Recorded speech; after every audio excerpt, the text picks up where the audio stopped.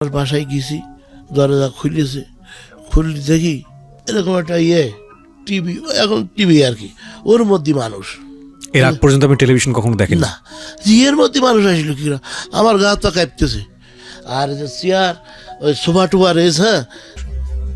আউযুবিল্লাহি মিনাশ শাইতানির রাজিম, বিসমিল্লাহির রহমানির রহিম। আমার নাম মোহাম্মদ শহীদুল ইসলাম। শহীদুল ইসলাম। বয়স কত আপনার?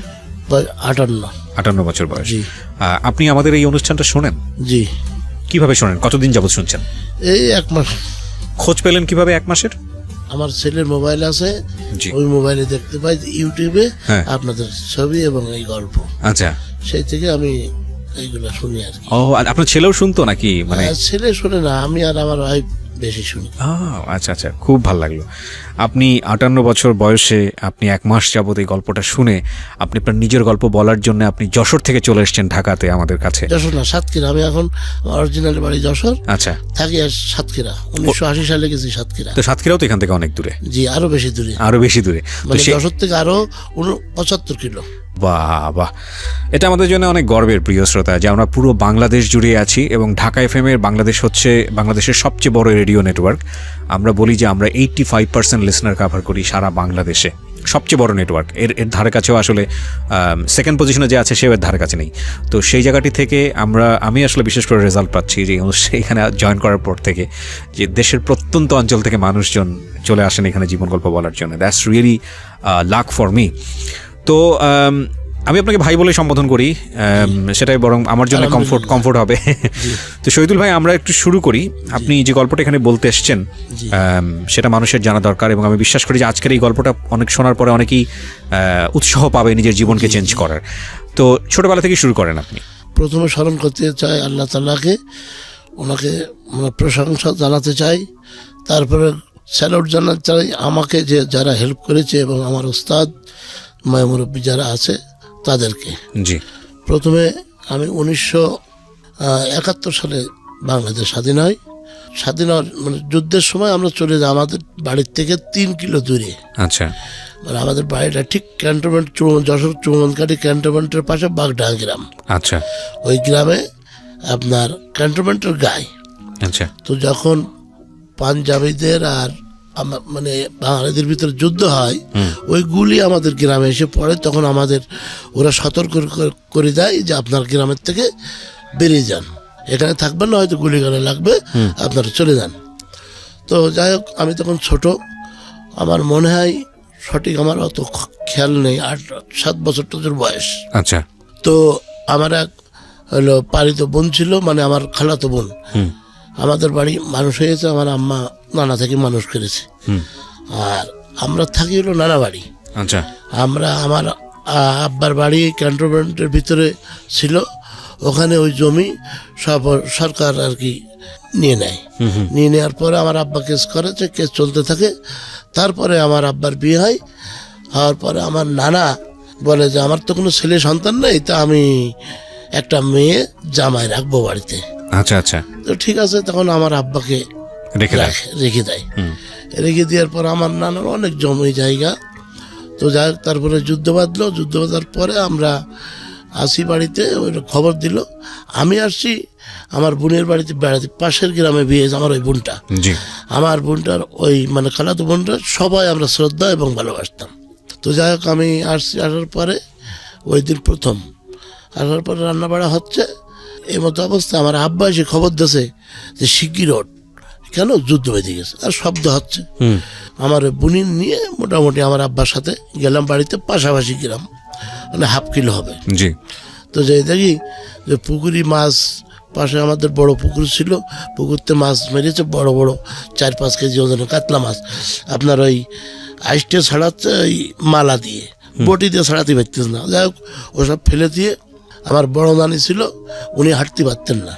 ওনাকে আমার আব্বা সাইকেলের খোলে যেমন ওই ছাগল ঝুলে নিয়ে যায়, ঠিক ওইভাবে নিয়ে আমার নানিকে নিয়ে চলে গেল। আর আমি আমার বোন, আমার আম্মা সবাই ওনাদের পাশ গেলাম। ওখান থেকে 3 কিলো দূরে চলে গেলাম। যার পরে আশ্রয় পেলাম এক বাড়িতে। ওখানে যে মোটামুটি কিছুদিন পরে আপনার যুদ্ধ থেমে গেল। যুদ্ধ থেমে যাওয়ার পরে আমরা ওখান থেকে খুব, আব্বা তখন কোনো কাজ কাম ছিল না, আব্বা, আমরা আবার কারিগর, বুঝলেন, কাপড় তৈরি করি। আচ্ছা আচ্ছা, আমার আব্বা কাপড় তৈরি মানে হচ্ছে তাঁতি। তাঁতি। আচ্ছা আচ্ছা, যাই হোক, আমরা এখন করি না, আমার আব্বা ওই সময় করেছে। করতো, হ্যাঁ। তো এই ওখানে যাওয়ার পরে মানে যতদিন ছিলাম, প্রথম অবস্থাতে ওই কাপড় বুনেছে, পরে দেখা গেছে যে কাপড় নিত না কেউ, ঠিক আছে, যা খরচ তাতে পোষাতো না। তারপরে তখন 100 টাকা লবণের কেজি হয়ে গেল ওই সময়।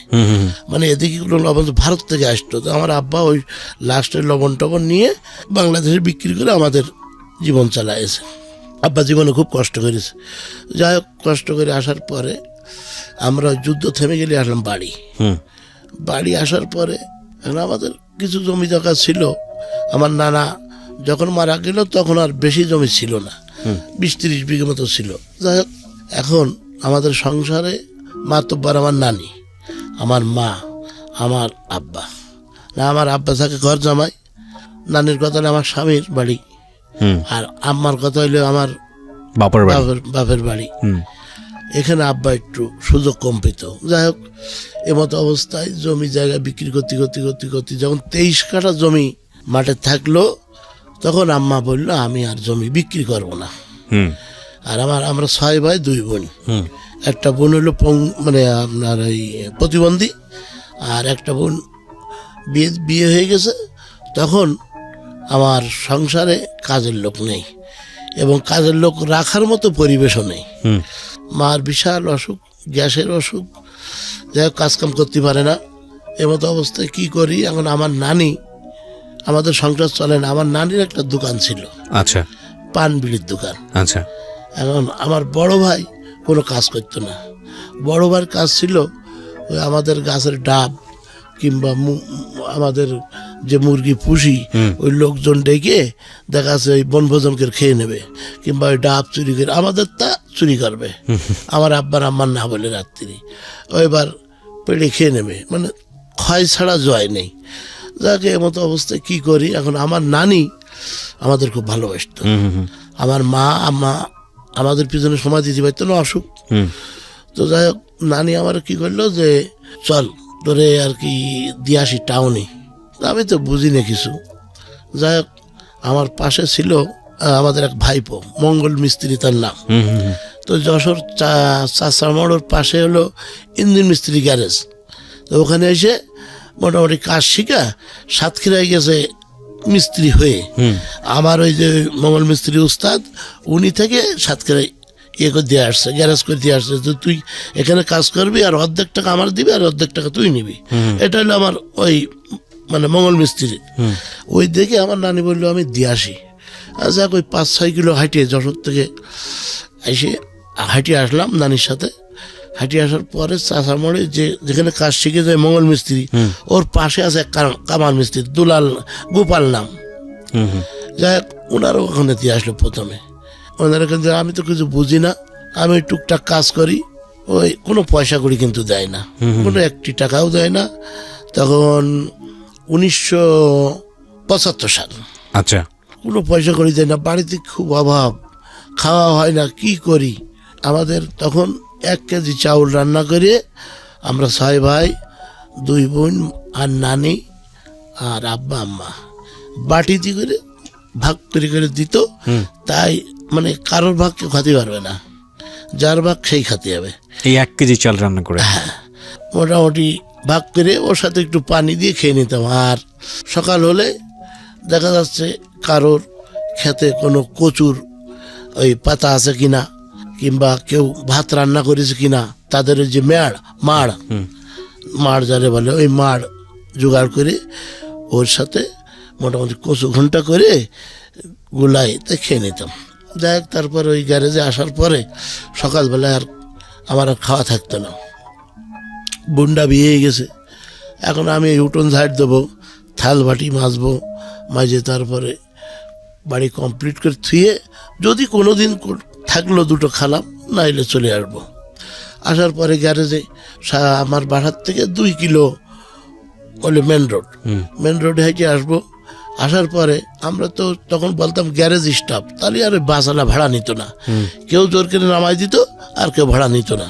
গ্যারেজে কাজ করি, জানে যে পয়সা করি পাই না, এইভাবে ওখান থেকে আমরা আসতাম। এই আসতে আসতে মোটামুটি 4.5 বছর কাজ করেছি গ্যারেজে। গ্যারেজে। কাজ করার পরে কিসের কাজ ছিল গ্যারেজে? এই আপনার ট্রাক বাস এদের যে ইঞ্জিনের কাজ, গাড়ির কাজ আর কি। এর ফাঁকে ফাঁকে আমি ওই দুপুরবেলা তো না খেয়ে থাকতাম, খুব কষ্ট হইতো, কি করি। এখন দেখা গেল যে বাস রোডে চলতো, ওদের হরেন আমাদের মুখস্থ হয়ে গেছিল, অমুক নম্বর গাড়ি আসতেছে, অমুক টাইমে আসবে। তো দেখা যাচ্ছে 1/2 কিলোর একটু বেশি স্ট্যান্ড আমাদের গ্যারেজ ছাড়া, দৌড়ে চলে যাব, যে 10 পয়সা দেবে। 10 পয়সা দিলি মোটামুটি তাড়াতাড়ি চিড়ে ভিজে, মানে 100 গ্রাম চিড়ে কিনে ভিজায়ে লেবুর পাতা দিয়ে খেয়ে নেব। ওই দিন মোটামুটি আমি রাজা, সুস্থ। লেবুর পাতা দিয়ে চিড়ে? হ্যাঁ, চিড়ে ভিজে রেখে তারপর লেবুর পাতা দেবো, একটু সেন্ট মতো লাগে, ঠিক আছে, তখন খাতেও খুব ভালো লাগে, যা খেয়ে নেব। ওই দিন হয়তো আমি রাজা, মানে অন্তত দুপুরের খাবারটা খেতে। হ্যাঁ, আমি মোটামুটি সুস্থ এইভাবে। তারপর ড্রাইভার কন্ট্রাক্টর যখন আসতো, এই 10 পয়সা কিভাবে দিত আপনাদেরকে? 10 পয়সা কেন দিত আপনাকে?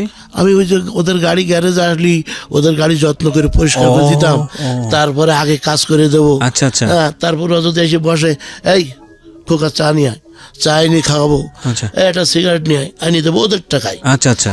ওরা খুব সন্তুষ্ট। তাই দেখা যাচ্ছে ওই আমরা আছে গরিব মানুষ, এসে দাঁড়াইছে, আর খুব বাসের কাঁচা পয়সা দিয়ে দিত। হ্যাঁ, 10 পয়সা।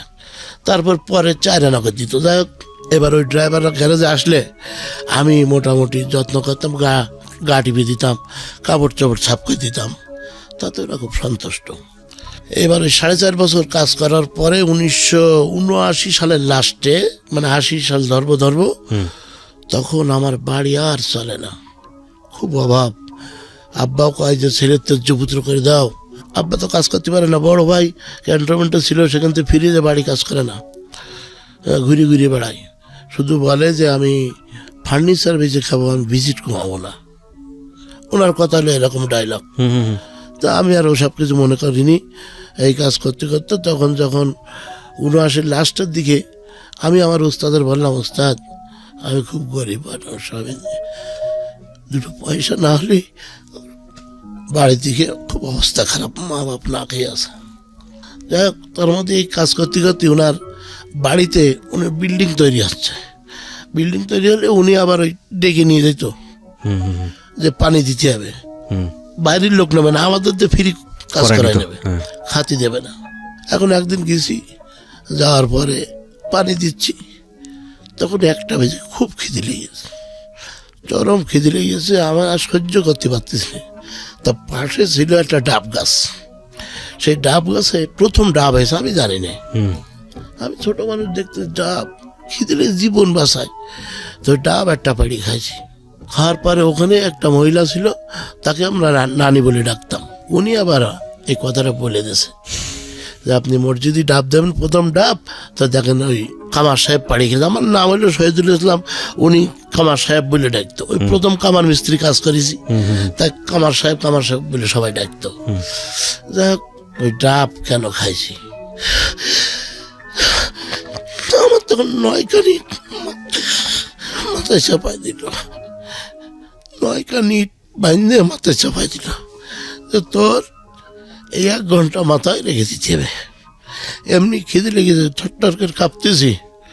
তো যাই হোক, ওই 9 কানি আমার বলার শক্তি নেই যে আমি ইট নেবো না, তাহলে আমার তো মেরে ফেলা, আমার এত ভয়। আমি ইট মাথায় নিলাম, ছোট মানুষ, ঠকঠক করে কাঁপতেছি। 10-15-20 মিনিট পরে ওই নানি এসে আবার ইট নামাই দিল না। জি, আমি যা কথা বলছি কোনো তৈরি করা কথা না, কোনো বানোয়াট কথা না, মিথ্যে কথা না, যেসব কথা এবং কাজের সাহায্যে এই পর্যন্ত আসছে, যার জন্য আমি কোনো রকম তৈরি করা কথা বলবো না। আর আমার একটা মেয়ে আছে, মেয়েটা রাখবি, আর একটা গরু কিনে দেবো। এই গরু তুই এই সকাল 10টা পর্যন্ত মেয়ে রাখবি, তারপরে গ্যারেজে যাবি, বেলা 3টের সময় এসে এই গরু খাওয়াতে হবে। তো আমার তখন এর ভিতরে আগুন জ্বলে উঠলো, যাবে 4.5-5 বছর কাজ করতেছি, করার পরে আমি কি একটু কাজ শিখিনি, আমি কি একটু উপকার করি না ওনাকে আমি স্যালুট জানাই এই জন্যই যে উনি আজকে এই কাজটা করছিলেন, বিদায় আজকে আমি এত দূরে আগাইছি। যাই হোক, তো ওখান থেকে আমি গ্যারেজ থেকে বেরোয় বাসে উঠলাম, দৌড় মেরে বাসে মানে স্ট্যান্ডে আসলাম, এসে বাসে উঠলাম। কেন বাসে উঠলাম, যে আমার ওই মঙ্গল আমার বাড়ির পাশে যিনি, উনি আমার খালাতো বোন বিয়ে করেছে। তো আমি দেখি, চিন্তা করলাম যে আমার বোনের কাছে যেয়ে দেখি যে কোনো ফল হয় কিনা। ওখান থেকে আসলাম, বাসে উঠলাম। বাসে ওঠার পরে আজকে 39 বছর হচ্ছে হয়তো, তখন হলো 80 প্রথম, মানে 79 লাস্ট, আর তাহলে আজকে 39 হওয়ার কথা, 19 সাল যখন। তো গাড়ির নাম্বার যশোর বা 609, এখনো আমার মনে আছে। এর ভিতরে হৃদয়ের ভিতরে আছে। আর বিহারি ড্রাইভার, শাকিল ড্রাইভারের নাম। সুব্রিয়ার কোচ, 2 গেটওয়ালা বাস। আমার একটা হাফ প্যান্ট পরা আর একটা জামা গায়ে, 1 টাকা নেই, 1 পয়সাও নেই আমার কাছে। লেখাপড়া তো করা হয়নি বোধহয় আপনার, না? লেখাপড়া মানে আমরা ওই প্রথমটা আবার একটু যাই। প্রথমে যখন ওই ফিরে আসলাম, আসার পর 75 সাল পড়ছিলাম, আপনার ক্লাস 5 উঠে আর বই কেনার পয়সা ছিল না। ওই পর্যন্ত যেতাম ছাতু খাওয়ার লোভে স্কুলে বেশিরভাগ। হ্যাঁ, আর ওই সময় বিস্কুট দিত আর ছাতু দিত, আর আপনার ওই দুধ দিত। হ্যাঁ, বাড়িতে তেমন খাওয়া দাওয়া না, ওই পালি আমরা খুব খুশি হতাম, বাড়িতে এনেও খেতাম, স্কুলেও অনেক সময় খেয়ে ফেলতাম। যে ক্লাস 5 উঠে আর পড়াশোনা করা হয়নি। না। ঠিক আছে, ওই বাসের গল্পে যাই হোক, এইবার বাসে এসে থেকে ওই 609 নম্বর গাড়ি দাঁড়ায় আছে, সাতক্ষীরায় যাবে, চীনা গাড়ি। কন্ট্রাক্টরের সাথে আমার পরিচয় নেই। বাসে উঠলাম, ওঠার পর কাছে এই ভাড়া দে। না, আমি আর কথা বলছি না, টাকা নেই। তো 2বার এরকম জিজ্ঞেস করেছে, জিজ্ঞেস করার পরে আমি কথা বলছি না। 13 কিলো আসার পরে নামাই দিল বাসের থেকে। ছোট মানুষ, কোথায় যাব, গাছের গোড়ায় দাঁড়ায় আছি, যে কি করি কি করি কি করি। যে আবার বাস টানতেছে, পিছনের গেট তো নামাইতে, সামনের গেটে যেয়ে উঠি যাবার ওই একই গাড়িতে। ওঠার পরে 16 কিলো চলে গেছি নাবারণ, জায়গার নাম নাবারণ। ওই কন্ট্রাক্টর ঘুরিয়ে ফিরে এসে কাছে, তোর যে নামাই দিয়ে আসলাম জিগর কাছে, তুই আবার কোথাতে আসলি? আমি মাথা নিচু করে আবার ওখান থেকে ঘাট দাল কাটিয়ে নামাই। এবার আমি যাবো কোথায়, আমি তখন কাঁপতেছি যে কি করি কি করি কি করি। ওখানে আবার 5 মিনিট লেট করে বাস। কোড়ই গাছ বলে, ওই শিশু গাছ, মোটা মোটা ওই সেই বিদেশি, মানে আপনার সেই ব্রিটিশ পিরিয়ডের শিশু, ওই শিশু গাছ তলায় দাঁড়ায় আছি। বাস আবার টান দিয়েছে। আমি চিন্তা করছি সামনে উঠা যাবে না, পিছনে উঠা যাবে না, আমি কি করি? তখন আবার ছাদে প্যাসেঞ্জার নাই।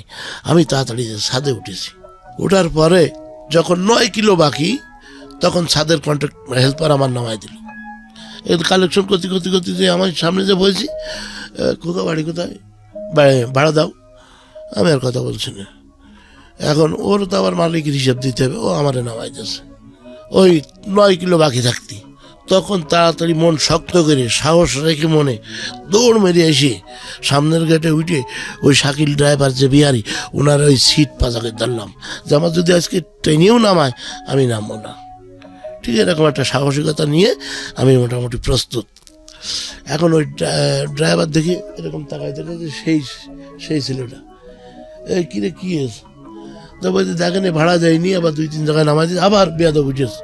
তখন কাছে বাদ দে, এই 9 কিলো আছে আর এসে গেছি, কোথায় 75 কিলো, তাই 66 কিলো এসে গেছি, নামাস নিয়ে বাদ দে। আমি একটু ইন্টারাপ্ট করছি, মানে আপনি যে এত কিলো কোথা থেকে আসতেছেন? গ্যারেজ থেকে বাড়িতে যাচ্ছেন? বাড়িতে না, তাহলে সাতক্ষীরায়। সাতক্ষীরায় যাচ্ছেন? সাতক্ষীরা আমার বোনাই থাকে, ও ওখানে যাচ্ছেন ওদের বাড়িতে কাজের সন্ধানে। আচ্ছা আচ্ছা, হ্যাঁ, তারপর?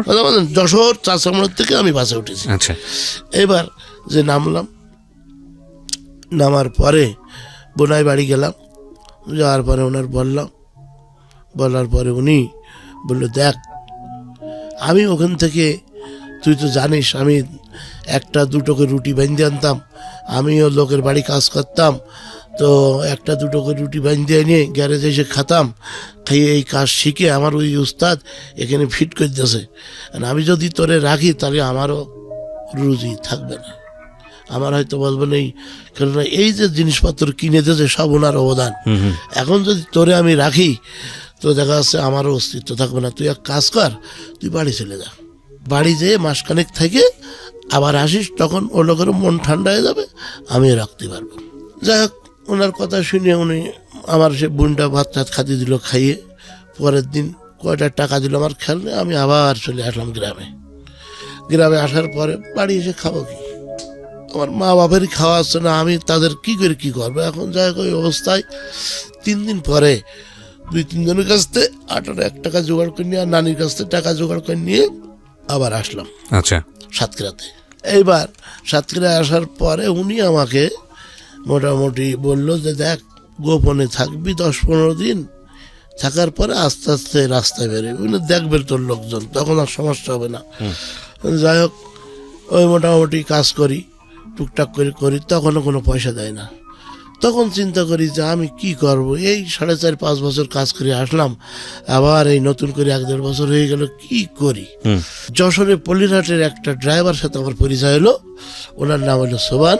উনি ওই গ্যারেজে আসে, গাড়ির কাজ কাম করায়, ওনার গাড়িটা খুব সুন্দর করে সাফ করে দিয়ে তারপরে গিরিশ টিরিশ করে কমপ্লিট করে দিলে আমার 10টা করে টাকা দেয় প্রতিদিন? না, মাসে না। তাহলে আজকে মনে করেন এখানে, এটা সাতক্ষীরা আসলো, আসে গাড়ি কাজ কাম করে, টিভি চলে গেল, 4-5 দিন পরে আবার আসলো, মানে টিভি ঢাকায় গেল কিংবা চিটাং গেল, চিটাংতে ঘুরে আসছি তো তখন 4-5 দিন 6 দিন লাগতো। এই 6 দিন পরে আসলে আবার ওই কাজ কাম করে ধুলাই করে দেবো, দেওয়ার পরে 10 টাকা দিল। তো যা হোক, ওই 10 টাকা দিলে আমি মোটামুটি রাজা। এই 10 টাকার থেকে আমি তো আর ওই মিষ্টি খাতি পছন্দ করতাম, তো 1-2 টাকা দেখা যাচ্ছে ওই তখন আবার কেজির মাপে বিক্রি হতো না, রুটি বিক্রি হতো সের, 8 বুয়া 1 সের 1 পোয়া, এইভাবে। তো 2 টাকার মতো খরচ করবো, 8 টাকা রেখে দেবো। এইভাবে দেখা যাচ্ছে 40-50 টাকা মাসে হয়, বাড়িতে পাঠাই, তাতে কোনো সুরা মেটে না। 1-1.5 বছর কাজ করার পরে আমি আমার এই উস্তাদের বললাম, আমার যে বোনাই, আমার তো পরিচয় এখন উস্তাদ, আমি বোনাই পরিচয় দেবো না, তার কারণ আমি উস্তাদের কাজ শিখতে চাই, আমার লক্ষ্য হলো কাজ। আমার একটা ছিল যে আমি সত্যি কথা বলতাম মানুষের সাথে, এখনও তাই, আমি চেষ্টা করি সত্যি কথা বলার জন্যই, আর মজা পাই খুব, সত্যি কথা বলে মজা পাই, আর তার ফলও আমার আসে। যাই হোক, ওখান থেকে উস্তাদের বললাম, দেখেন এই বাড়ির এই পরিস্থিতি, আপনি যদি কিছু পয়সা দিতেন, আমি চেষ্টা করতে যখন থেকে যাওয়ার, অল্প কিছু পয়সা দিলে বাড়ি পাঠাতে পারলে মোটামুটি চলে আর কি। আমার আম্মা ওদিকে গরু মানে তরি তরকারি লাগায় বাড়িতে, 192 শতক ভিটে বাড়ি এখনো আছে, এখনো সেটা আছে।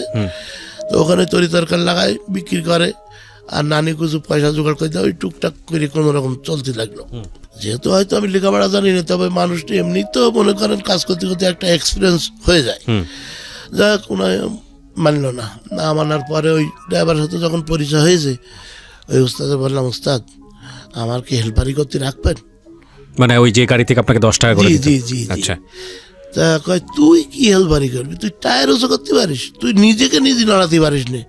তখন হাত পা জড়াই ধরলাম, দেখেন যদি আমার একটু রাখেন আমার বিরাট উপকার হয়। পয়সার কোনো প্রশ্ন না।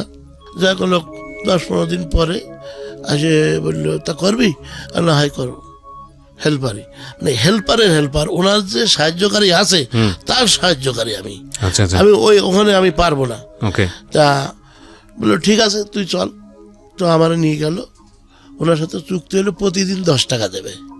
তো আমি খুব খুশি, প্রতিদিন 10 টাকা দিলি আমি 2-3 টাকা 4 টাকা খাবো আর বাঁচাবো, আমার অনেক পয়সা হবে। ঠিক আছে, একটা ভাবে আমি গেলাম। যাওয়ার পরে মোটামুটি 3 দিন না 4 দিন ওনার সামনে আমি ওই রুটি খাই, কোনো বলে 1 কান খালাম, কোনো বিস্কুট খাইয়ে, হ্যাঁ ওস্তাদ খাইছি, ওনার বুঝতে দিলাম না। উনি তো বোঝে, উনি পাশে বসে হোটেলে গোশ মাছ খায়, ওনার খারাপ লাগতে লাগলো।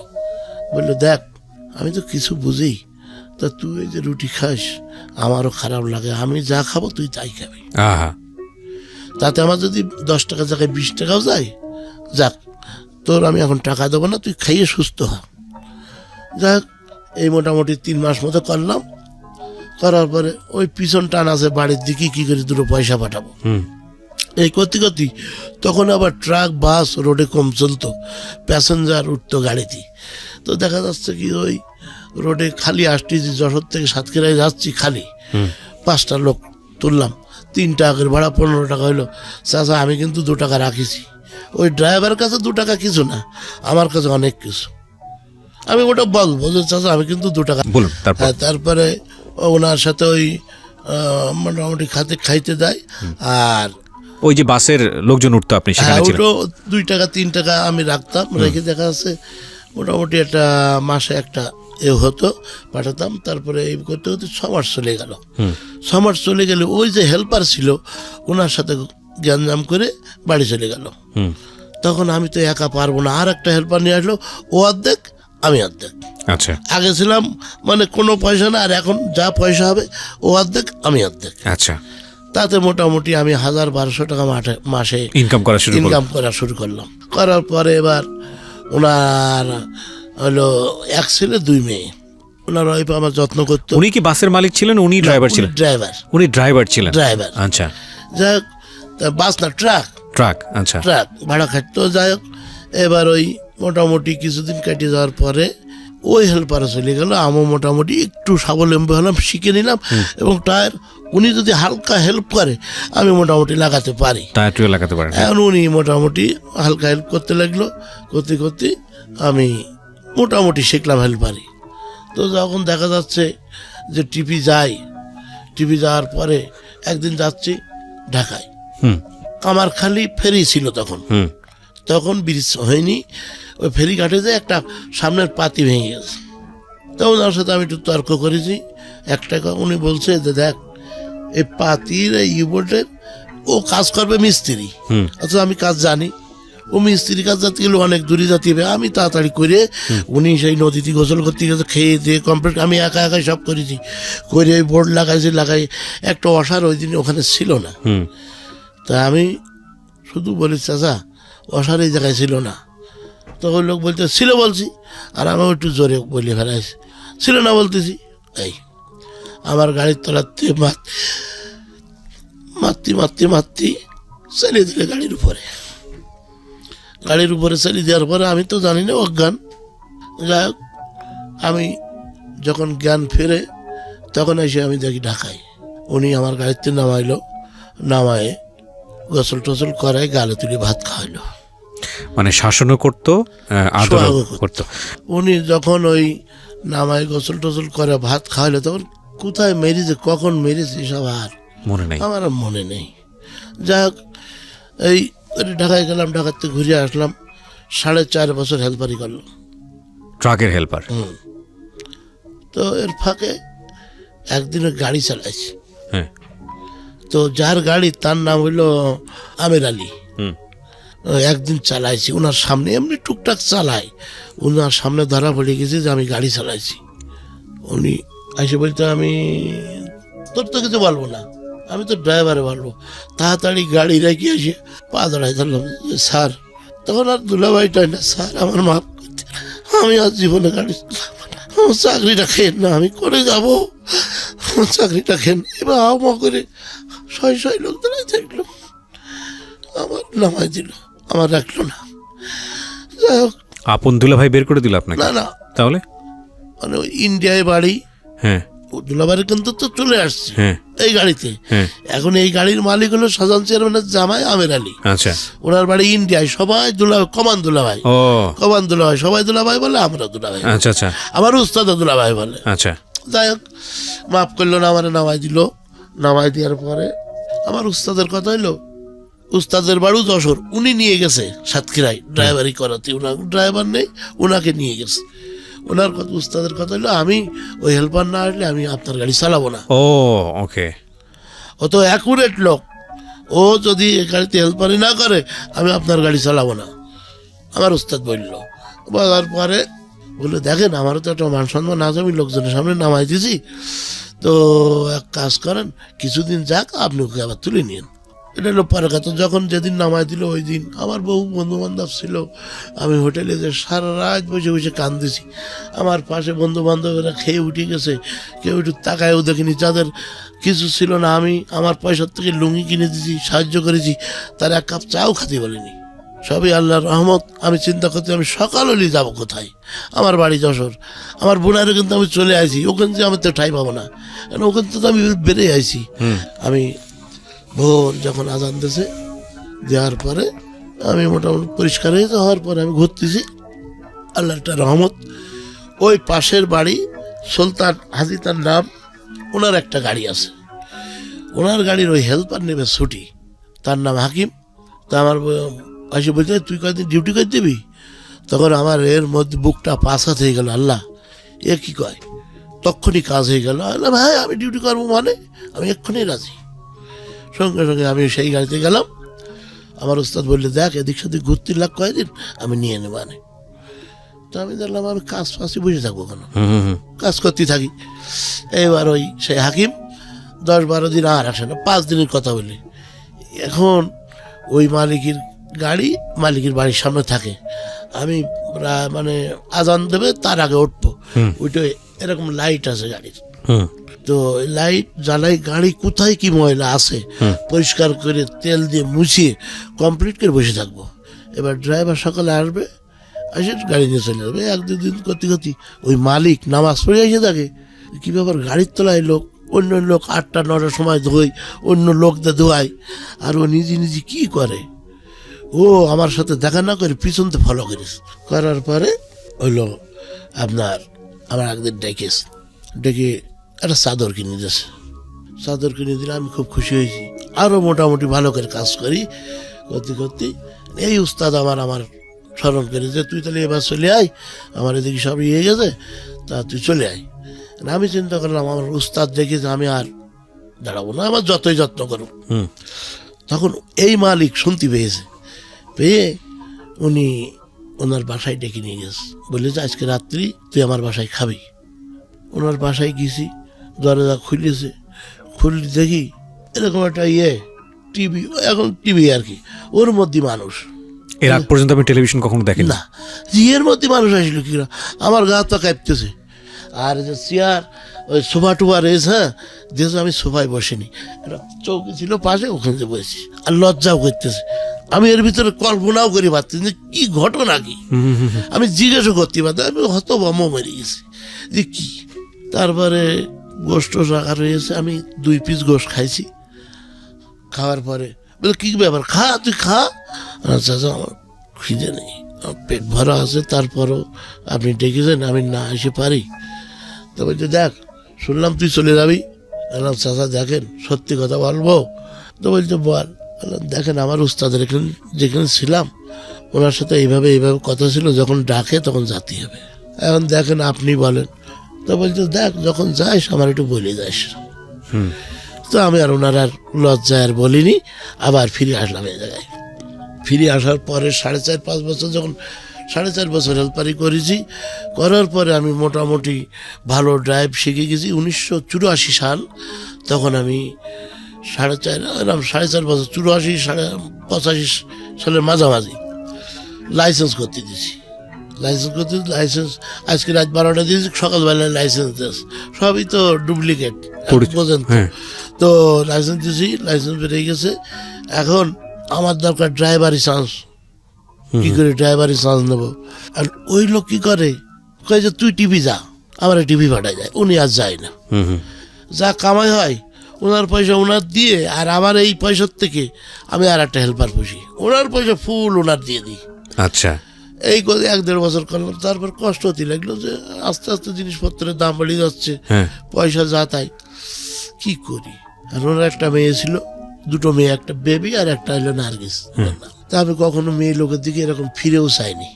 আর একটা ড্রাইভার বলছিল দেখ তুই তো এত করছিস, তুই 1 বছরের মধ্যে মদ গাঁজা খাবি। আমার লাইফে আমি মদ গাঁজা স্পর্শ করবো না। 1 বছরের মধ্যে যদি না খাস তো আমি তোর প্যান্ট শার্ট বানাই দেবো, মদিনা তার নাম। ঠিক আছে, যাক আমি খাইনি। তো এবার ওই ওনার মেয়ের সাথে আমার খুব ভাই বোনের মতো সম্পর্ক, কোনো নজরে কখনো তাকাইনি। মানুষই ভাবত যে এর সাথে হয়তো সম্পর্ক, না আমি কখনো নজরে তাকাইনি, সেও তাকাইনি। ওনার বাড়ির সামনে গাড়ি ধুলাই করতেছি, ওনার ছেলে তখন ম্যাট্রিক পড়ে। তখন আপনার কি একটা কাপড় বলে, খুব দামি কাপড়, সেই দামি কাপড়ই শার্ট বানাইতেছে। আমি হেল্পারি করি, এখন ওই বাড়ির সামনে গাড়ি রাখিছি। রাখার পরে ওনার বাড়ি গেছি, ওই জামাটা আমি দেখতে পাইছি। তা ওই জামাটা আমি শখ করে একটু গায়ে দিয়েছি। ওনার ছেলে এসে জামা খুলে নিয়ে ম্যাস্টুকে দিলে, মানে আমার উস্তাদের ছেলে এসে, আমি হেল্পার বলে তো মেথর, এর কি মূল্য, ম্যাস্টুকে দিলে জামা ওর গায়ে দেবে না। জামাটা পুড়িয়ে দিল সে? হ্যাঁ, মনে খুব কষ্ট হলো। এই 2 বছর হয়ে গেল, যাওয়ার পরে মালিকও দেখলো ছেলেটা তো মানুষ হয়ে গেছে। Right. আর ওই মালিকের বাড়ি গেলে ওনার ছেলের পায়খানা পিসাব যেখানে ছাপ করতাম, আর আমি গেলে আমার খুব যত্ন করতো পরবর্তীতে আর কি। প্রথমে ওইভাবে, পরে ওনারদের সাথে মিশে গেলাম, খাওয়া দাওয়া যেখানে যা আমি হিসাব নিয়ে আমি যেতাম, আমার খুব যত্ন করতে লাগলো। এই করতে করতে তখন ওই মালিকও চিন্তা করলো তো এই ছেলেটার একটা কাজ দেওয়ার দরকার। তো বললো যে দেখ আমি একটা বাস কিনবো, মানে নতুন গাড়ি কিনে বডি করে বললো তাহলে আপনি এই বাস চালান, শহীদুল ওই ট্রাক চালান। তখন ওর লোক আমার ডেকে নিয়ে গেল আমার এই ওস্তাদ, যে দেখ এই বাস চালালে তো ওই রকম পয়সা হবে না, আমার চলবে কি করে না, আপনার কিসের টেনশন, আমি দেখতে আমি চান্স পাচ্ছি তখন আমার এর ভিতরে উৎফুল্ল হচ্ছে, আপনার কিসের টেনশন, আমিও কিছু কিছু দেবো। এই করে ও লোক বাসে গেল, আমি ওই টিভিতে এসে 200, 300, 400 এইভাবে দিই, তাতে আমার আর সমস্যা হয় না, আমি কামাই করে নিই। এই ড্রাইভারি করতে করতে করতে 2-3 বছর ড্রাইভারি করা হয়ে গেছে। বিয়ে করবো, এবার মেয়ে খুঁজে পাইনি। যেখানে যায় বলে ও শালার মদখোর গাঁজাখোর ড্রাইভাররা মদ গাঁজা খেয়ে বেড়ায়, ওর সাথে মেয়ে বিয়ে দিল। সে মেয়ে বহুত জায়গায় গেছি, খুব বিপদে পড়ে গেল, কি একটা করি। তখন এক জায়গায় একদিন মেয়ে দেখতে গেছি, আমার ওস্তাদ, তারপর ওই যে মঙ্গল, ওনাদের নিয়ে গেছি। ওনারা গেছে সেই বাড়িতে, যার পরে আমি গাড়ির মধ্যে পলাই রয়েছি। এবার একটা করে পান খাতি গেছে, তার ভালো লাগেনি, ও কাজ করিনি। এবার আর এক জায়গায় গেলাম, যার পরে সেখানে বললো যে মেয়ের ওদের বাড়িতে গেছে, আমি শাড়ি টাড়ি সব নিয়ে গেছি, মোটামুটি পছন্দ হলে বিয়ে হয়ে যাবে। মেয়ের 103 jar বেরোয়নি। আর এক জায়গায় অর্ধেক পাত গেছি, শুনলাম মেয়ে আর একজনের সাথে বেরিয়ে গেছে। এই হলো পরিবেশ পরিস্থিতি। যাই হোক, বিরতি নেব প্রিয় শ্রোতা এই জায়গাটিতে। বিরতি নেবার আগে একটা কথা বলতে চাই, আমি জানি আমার এই জীবন গল্প অনুষ্ঠানটা সমাজের সব শ্রেণীর মানুষ শোনেন, এবং আমি বিশ্বাস করি আজকের এই অনুষ্ঠানে শত শত হাজার হাজার ড্রাইভার কান পেতে আছেন, এবং অনেক মানে দিনমজুর গায়ে খেটে খাওয়া মানুষ এই অনুষ্ঠানের ভক্ত আমি জানি। যারা শুনছেন তাদের জন্য বলতে চাই যে আজকের এই অনুষ্ঠানটা আগাগোড়া শোনার পরে জীবনে একটা সংকল্প নিতে আপনি বাধ্য হবেন। অবস্থা হতে হতে কিছুদিন কেটে গেল, চিন্তা করলাম কি হবে, আমার তো এখানে একটা সংসার দরকার। জি। যার কারণ আমি এখানে সাতক্ষীরার থেকে 75 কিলো দূরে যশোর, আমার আব্বা আমার ওখানে থাকে।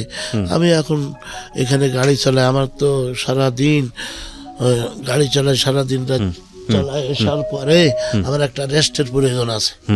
তো এইভাবে খুঁজতে খুঁজতে 5-6 মাস কেটে গেল। আর আমি যখন এই গাড়ি চালায় আসি, আমি যে যার গাড়ি চালাচ্ছি ওনার একটা ঘর ছিল, সেখানে ছাচ্ছিতে ময়লা। এখন কি মানে বহুত টেনশনে পড়ে গেলাম।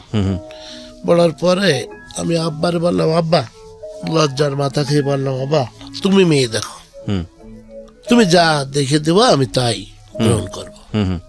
এক পর্যায়ে এই করতে করতে আব্বা মেয়ে দেখতে দেখতে পাশের গ্রামে, মানে আমার বাড়ির থেকে 4 কিলো দূরে সলুয়া গ্রাম, আচ্ছা, সেখানকার চেয়ারম্যান হলো মোকারাম চেয়ারম্যান, ওই গ্রামের ওই ইউনিয়নের চেয়ারম্যান, ওনার ভাইজি, ওনার ভাইয়ের মেয়ে আর কি, মোফাজ্জল ওনার নাম, ওনার মেয়ে আব্বা আর আমার মামা থেকে দেখে আসছে। আচ্ছা, দেখে মোটামুটি ওনাদের পছন্দ হয়েছে। হইলে আমার এসে বলেছে, আমি বললাম ঠিক আছে। বললো যে অমুক দিন তোর দেখতে আসবে। এখন আমার এই পছন্দ করে না, আমার মানে ইয়ে করে না, বিধায় আমি সাতক্ষীরার থেকে আসার সময় বড় ধরনের বাজার করেছি, বুঝলেন, মিষ্টি টিষ্টি কিনে যেন আমার ওরা পছন্দ করে। এগুলো চলে আসি। আসার পরে ভালো করে রান্না বাড়া করেছে আমার আম্মা, করে খাচ্চার দেশে দেওয়ার পরে ওরা আমার ওই চাচা শ্বশুর আমাকে বলছে যে আপনি কি আমাদের মেয়ে দেখবেন? বললাম দেখেন আমি আপনার ছেলের বয়সে, আপনি আমাকে তুমি করে বলেন। তা বললো তুমি কি আমাদের মেয়ে দেখবা? আপনাদের মেয়ে কি আমার দেখবে? তো বললো না। বললাম দেখেন তাহলে আমার আব্বা আমার মামা যেখান থেকে এসে ওটাই আলহামদুলিল্লাহ। এই কথা শুনে ওরা খুব খুশি হলো। হওয়ার পরে এবার লাস্ট মোটামুটি মিষ্টি খেয়ে ওরা চলে গেল। কার্তিক মাসের 2 তারিখে বিয়ে। মানে আপনি মেয়েকে দেখেননি, মেয়েও আপনাকে দেখেনি? না, দেখি। আচ্ছা, যাই হোক, ইন্টিমেন্ট টাইমে আব্বা 4-5 দিন পরে আবার এসে বলতেছে কি হবে না, সমস্যা হয়ে গেছে শহীদুল, আমি আর এক জায়গায় বিয়ে ঠিক করিস। কেমন? আর এক জায়গায় বিয়ে ঠিক করেছ? তা বলছে হ্যাঁ, ওরা ছেলে যদি ভালো হয় তাহলে সাজাই গুজাই দেবে, মোটর সাইকেল দেবে। আল্লাহ আব্বা, বিয়ে আমার হয়ে গেছে, তুমি হাতে থেকে করে দিছাও, ওই কথা দিছাও, ওই আমার বিয়ে, ওই মেয়ে ছাড়া আমি আর বিয়ে করবো না। তো বললো দেখ, ও মেয়ের বিশাল সমস্যা। এলাম কেমন? তা বললো কি, মেয়ের এই জায়গাটা শক্ত আর পাটা খাটো, আর আমি যদি একটা পা নাও থাকে তো আমার কোনো সমস্যা নেই, আমি ওই মেয়ে ছাড়া বিয়ে করবো না। আমার উস্তাদের বললাম, আমার উস্তাদও তাই বলল। আমার এই যে গ্যারেজের উস্তাদ বললাম, ওরা বললো তাই। সবাই মোটে একমত। বললো ঠিক আছে। আমার শ্বশুরা শুনে বিশাল খুশি যে মেয়ে দেখিনি, ছেলে, সেই ছেলে আবার এই মেয়ে ছাড়া বিয়ে করবে না, কারণ কি? যাই হোক, আব্বা তখন মাথা টাথা ঘুরে পড়ে গেল, লেখাপড়া জানে না তো, আবার আব্বা রাগই খুব, রাগটা হয়ে গেলে মোটামুটি অন্যরকম করে ফেলায়। বললাম আব্বা, আমার বিয়ে তো হয়ে গেছে, তা তুমি ওদের নিষেধ করে দাও। বলতে ওরা খাসি টাসি কিনে সব রেডি। আনলাম না, ওদের নিষেধ করে দাও, আমি যদি এরা এই মেয়ে দেয় ভালো, না দিলে আর কিছু বলার নেই। মানে আপনার বাবা চাচ্ছিল যে একটা যৌতুক নিয়ে আসতে আর কি, যে কোনো ভাবেই হোক না কেন। হ্যাঁ, যেটা আপনি চাচ্ছিলেন না। হ্যাঁ, যাই হোক, আর উনি তো অত বোঝে না, হ্যাঁ, মনে করতে মেয়ের পা খাটো, আবার অসুখ বেসুখ হবে, খেতে কি হবে, আমার ছেলেটা ভালো জায়গায় এরকম একটা যাক। তারপরে আমি ওই কথা বলার পরে লোক মাথাটা তো ঘুরে পড়ে গেল, মাথায় পানি টানি দিয়ে। ওই লোক মানে যার সঙ্গে সম্বন্ধ হচ্ছিল নাকি আপনার বাবা? আমার আব্বা। আপনার আব্বা মাথা ঘুরে পড়ে গেল। আচ্ছা আচ্ছা। যশোর থেকে 75 কিলো গেছে সাতক্ষীরায়, এমনি পয়সা কড়ি কাছে নেই, তারপরে হঠাৎ গেছে ওই কথা শোনার পরে আবার এদিকে কি কৈফিয়ত দেবে, এরা ছাগল টাগল মোটামুটি কিনেছে, কিনেছে, আমি কি বলবো, এরকম একটা ইয়েতে। দেখো ওনাকে আর কি আমি কিছু পয়সা কড়ি দিয়ে বুঝাই পাঠাই দিলাম। দেওয়ার পরে এবার বিয়ে হবে, এই মালিকরে বললাম দেখেন দুলা ভাই, আমার কিছু পয়সা কড়ি দেন। তা আমারে দিল 7,000 টাকা, আর আমি বহুত কষ্ট করে 6,000 টাকা আমার কাছে ছিল, এই 13,000 টাকা আমি মোটামুটি জোগাড় করেছি। আর ওনার বাস দিয়ে দিলি আমি মোটামুটি রওনা হয়ে গেলাম। গ্রামের তো লোকজন নিয়ে এক বাস মোটামুটি বিয়ে শাদি হয়ে গেল। হয়ে যাওয়ার পরে যখন খাওয়া দাওয়া সব কমপ্লিট, আমার শ্বশুর হইলো, আমার শ্বশুরে ভুট্টো বলে ডাকতো, মানে খুব খাইতে পারতো, আবার খুব বাবুর্চি ছিল, উনি রান্না করতে পারতো। তো বিয়ে শাদী হয়ে যাওয়ার পরে আমার দাদি শাশুড়ি বলতেছে কি, বউ চিনে নাও, বউ চিনে নাও। আমি বললাম যে বউ চিনে নেবো কীরকম? মানে এক কুড়ায় 10-12টা মেয়ে ছেলে দিয়ে কাপড় দিয়ে ঢেকে রেখে ওর ভিতর থেকে চিনে নিতে হবে। তা আমি কারে, আমি কিটা, আমি তো দেখিনি, আমি যদি আগে দেখতাম তবু তো এক কথা ছিল, আর ঢেকে রেখেছে। আর আমি মেয়ে লোকের দিকে তাকাই না, আমি নিচের দিকে তাকাই বসে আছি। দাদি শাশুড়ি আমার ওয়াইফের হাতে হাত লাগাইতেছে, দিয়ে কাপড়টা উঠাইতেছে। তো যাই হোক, মুখের দিকে যখন তাকালাম তখন আর পার মাথার থেকে পার তলা পর্যন্ত ঠান্ডা হয়ে গেল। যে ইয়ে কি, একদম পাতলা, একদম পাতলা, মনটা বিশাল খারাপ হয়ে গেল। খারাপ হয়ে গেলে নিজেকে নিজের কন্ট্রোল করলাম, শহীদুল দেখ, আল্লাহ তোর যা হাতে করে দিয়েছে তুই এটা মেনে নে। তুই এখন থেকে এই মতো অবস্থায় এখন থেকে তুই মেনে নে, ডানিও না বায়ও না। আমি নিজেকে নিজে বুঝাচ্ছিলেন? হ্যাঁ, নিজেকে নিজে বুঝায় আসলাম বাড়ি, আদা ওয়াইফ নিয়ে। আসার পরে বাসর রাত হলো। আমাদের পাকা বাড়ি ছিল, দুটোই হল রুমের মতো, দুটো রুম, পাকা গ্রামে তো। আর আগে আমার নানাদের অবস্থা ভালো ছিল, তো এক পাশে ছাগল বান্ধা মেমা করতেছে, আর এক পাশে আমরা আসি। এভাবে হয়ে গেল। পরের দিন খাওয়া দাওয়া হলো। হওয়ার পরে লোকজন বন্ধু বান্ধব বলে কি, কীরকম মেয়ে বিয়ে করেছিস? বললাম দেখ, এই পৃথিবীতে আমার ওয়াইফের থেকে সুন্দর আর কেউ নেই আমার কাছে। তুই কি মনে করিস ওটা আমার যায় আসে না। আমার এই পৃথিবী থেকে আমি যাকে নিয়ে আসছি, আমি আমার থেকে খুশি আর কেউ নেই। ঠিক এইভাবে তার আর মুখ পাই না। এভাবে যখন দিন বাসর রাতি আমি আমার ওয়াইফকে বলছি দেখো, এই বাসর রাতি আমার কোনো কিছু চাওয়ার নেই, আমি একটাই জিনিস চাইব, আমার আম্মা আগে, তারপর আমার আব্বা, তারপর আমার মা বাপ, মানে আমার ভাই বোন, তারপরে যদি সময় থাকে এক বদনা পানি, একটা গামছা, এই দিলে আমি খুশি, না মহা খুশি, আমার আর কিছু লাগবে না। এই বলার পরে উনি শুনে রাখলো। উনি ক্লাস 9 পর্যন্ত লেখাপড়া করেছে। শুনে রাখার পরেই মোটামুটি চলে। উনি আমাকে সাতক্ষীরায় নিয়ে যায়নি তখন, ওই 2-3 মাস পরে যাই হোক সাতক্ষীরায় নিয়ে গেলাম, নিয়ে যে আমার উস্তাদের বাসায় রাখলাম। রাখার পরে যে উস্তাদের ওয়াইফের সাথে একটু গেজাগেজ হতে লাগলো, আর একটা বাসা নিলাম। নেওয়ার পরে একদিন রাত্রি বলতেছে যে দেখো সবই ঠিক আছে, তা তোমারও তো একটা ভবিষ্যৎ আছে। তখন আমি শক্ত হয়ে গেলাম। শক্ত কিরকম হলাম, দেখো কতদিন আইসাম, এই 4-5-6 মাস। বললাম গরিব হতে পারে আমি, তোমার কোনো শাড়ি ছেঁড়া আছে? বলছে না। বললাম কোনো দিন না খেয়েছিলে? না। কোনো দিন মাথায় তেল ছাড়া ছিলে? না। আর তাই যদি না থাকো তো কোনো দিন প্রশ্ন করতে পারবা না যে তো আমার সুখের কথা, ওটা উনি চিন্তা করবে। আমি এই সার তোমার দেব না, আমি যেভাবে বলে দিচ্ছি দ্বিতীয় দিন আর কোনো প্রশ্ন করতে পারবো না। তাহলে পিএল মানে আমি একটু আবার রসিকতা করতেছি, মানে পাশাই রাতি দেবো। Sorry for this word. Okay, যাই হোক, আমার এখনো ওনার সাথে আমার বন্ধুত্ব। উনি ওনাকে নিয়ে আসেনি, অসন্তুষ্ট। কালকের থেকে মোবাইল করেছি 10 বার ধরিনি, কেন আমার নিয়ে গেলে না? ও স্টুডিওতে আসতে ছিল। আমি যেখানে যাব আমরা একদম বন্ধু ভাই, আমার ছেলে আমি একদম ভাই বন্ধুর মতো। আচ্ছা আচ্ছা ফ্রি খুব। আচ্ছা, আমি বলে দিচ্ছি, আমি আসলে খুব খুশি হতাম যদি আপনাকে দেখতে পেতাম, কিন্তু উনি নিয়ে আসেনি, হয়তো উনি উনি খুব প্রথম কষ্ট এসছে পেয়েছে। সেই কারণে। জি। তবে ইনশাআল্লাহ ভবিষ্যতে নিশ্চয়ই আপনার সঙ্গে দেখা হবে, কথা হবে যদি আল্লাহ চায়। তো আপনাকে অনেক ধন্যবাদ, আপনি আমাদের অনুষ্ঠানে আসতে চেয়েছিলেন। জি বলুন। যাক, এবার ওই কথা বলার পরে উনি এইবার আমরা 5 ভাই, 6 ভাই আর 2 বোন। তো কিছুদিন পরে আমার ওই বোনটা মানে আমার আব্বা আমার আম্মা সাতক্ষীরায় বেড়াতে গেছে, গেলি বড় ডাক্তারের কাছে নিয়ে গেছে। যাওয়ার পরে ডাক্তার বললো এরকম হলো স্ট্রোক করেছে। তখন তো আমার তেমন পয়সা করি না, যাই হোক আমি হসপিটালে নিয়ে গেলাম। হসপিটালে মারা গেলে ওই লাশ আমার ট্রাকে করে নিয়ে আমার গ্রামের বাড়িতে নিয়ে মাটি দিলাম। দেওয়ার পরে ওই যে ন্যাংরা বুন্ডা ছিল, ওর তখন বিপর্যয় নামে আসলো। ও ঠিকমতো হাঁটতে পারতো না, ও প্রতিবন্ধী।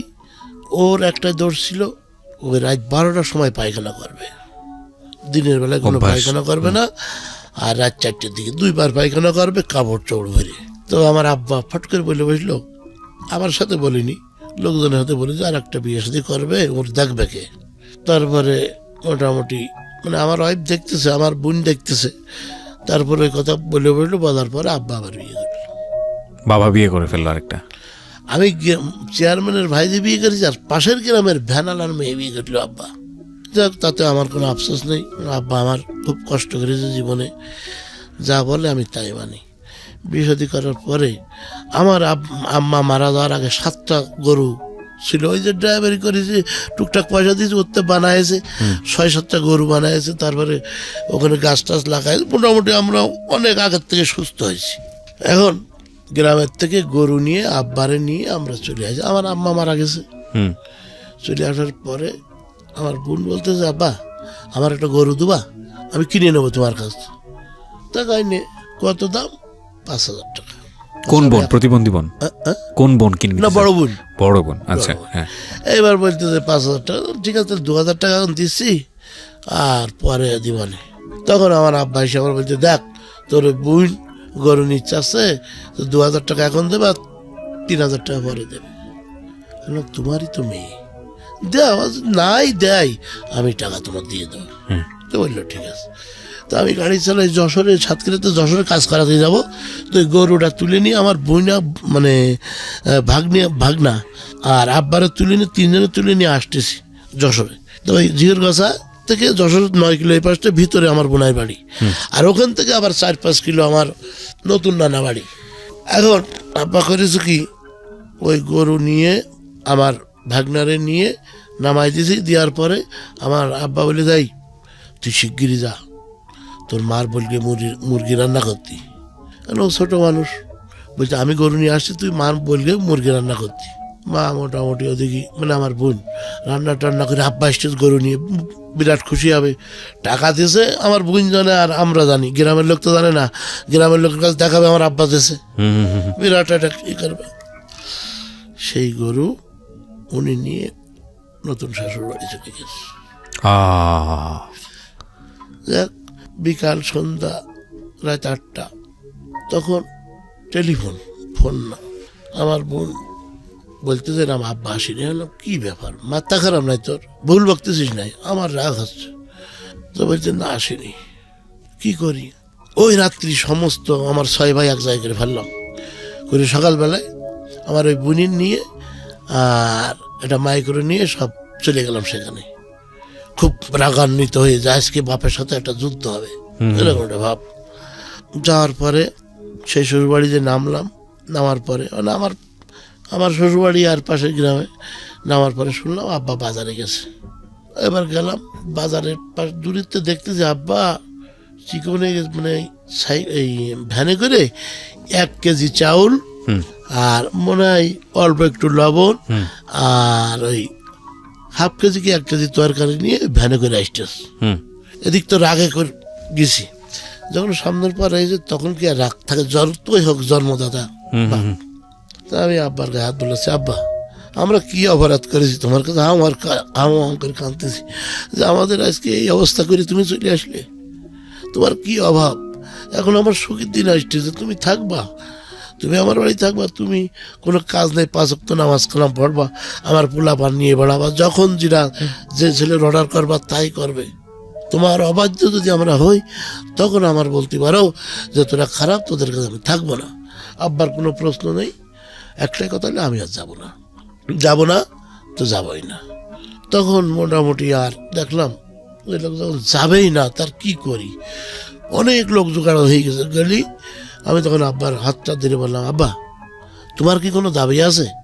তো কয় না। বললাম দেখো আমি তোমার সন্তান, একদিনই সম্পর্ক শেষ হয় না। তা কথা হইলো আমি লেখাপড়া জানি নে, তা আল্লাহ আমার যা স্মরণ শক্তি আল্লাহ দিয়েছে তাতে মনে হয় যদি কোনো দিন তোমার সুযোগ সুবিধা হয় আর আমার গেলি, আমার মৃত্যুর আগ পর্যন্ত আমার দরজা খোলা, আমি তোমাকে কখনো আটকাবো না। বললাম দেখ এই যে গরু আছে তুই নিয়ে নে, আর ওই টাকা আমি ফেরত দেবো, তোর কোনো চিন্তা করে রাখবে না। কিন্তু আপনার প্রতিবন্ধী বোনটা তখন কোথায়? আমাদের কাছে। আচ্ছা, বোনের নিয়ে আসেনি আমাদের কাছে। এবার ওই প্রতিবন্ধী বোন আমার এখানে আছে। আমার ওয়াইফ মানে মূলে অনেকটা তার অবদান আমি মৃত্যুর আগ পর্যন্ত ভুলতে পারবো না। আমার ওয়াইফের অবদান A to Z। এটা পরে আসছি। তো ওখান থেকে আর কি আব্বারে রেখে চলে আসলাম। আসার পরে আব্বা মাসখানেক ওখানে থাকার পরে এরকম হয়ে গেছে। হঠাৎ একদিন দেখি যে চলে আসলে এবার সুযোগ পেলাম। আমি বাড়ি নেই, বাড়ি বলে দিলাম যে দেখো ভালো করে রান্না বাড়া করে খাওয়া, কারণ তোমার আব্বা আসলে আমি খাই দিনে নাকি। ঠিক আমার বাড়ি একটু রাইস করলো, করার পর বাজার টাজার করে খাওয়াই যাবে। আমি বাড়ি আসলাম, এসে বললাম আব্বু আজকে আমি এই জমি কিনেছি, তুমি জানবা না কেন? আর আমার নামে কেন কিনবো? জমি কিনবো তোমার নামে, তুমি জানো না এই জমি কিনতেছি। মানে তখনও হয়নি আর কি। এবং বহুত রকম করে বহুত দিকতে বুঝলাম যে তোমার আমরা কৃষি ক্ষতি করেছি। যাকে বোঝার পরে ও লোক মোটামুটি খাওয়া দাওয়া করলো। করার পরের দিন 200 না 300 টাকাও দিলাম। দিলে ও লোক আবার চলে গেল। চলে যাওয়ার 10 দিনের মাথায় আবার চলে গেছে। আসে আমার পা ধরে দিয়েছে, সি তুমি আমার কাছে মাপ চাবা কেন? তখন বলতে দেখ আমি সে টাকা ওই যে গরু নিয়ে গেলাম, আমি বেচিলাম 5200 টাকা, আমি নষ্ট করিনি। ও লোক এই জায়গায় বাঁধে রাখতো, আসল ভুলিনি। ঠিক আছে, টাকাটা আমার হাতে এনে যাচ্ছে। ওই টাকা তুমি রাখো, আমরা তো টাকা চাইনি, আমরা চাইছি একটু ভালোবাসা, টাকা তুমি রাখো। যাক ওনার কাছে রাখলাম। এবার আর বলতেছে আমি আজ যাবো না, আমার এখান থেকে ফিরে যাবো না। এইবার আব্বার যত্ন করি খুব। ওই আমার একটা ছোটো ভাই ছিল, তার যশোর থেকে নিয়ে গেছি, দোকান ছিল, সেই দোকানে যাবে, একটু বসবে, ছেলেটা করে নেবে কিংবা নামাজ পড়বে।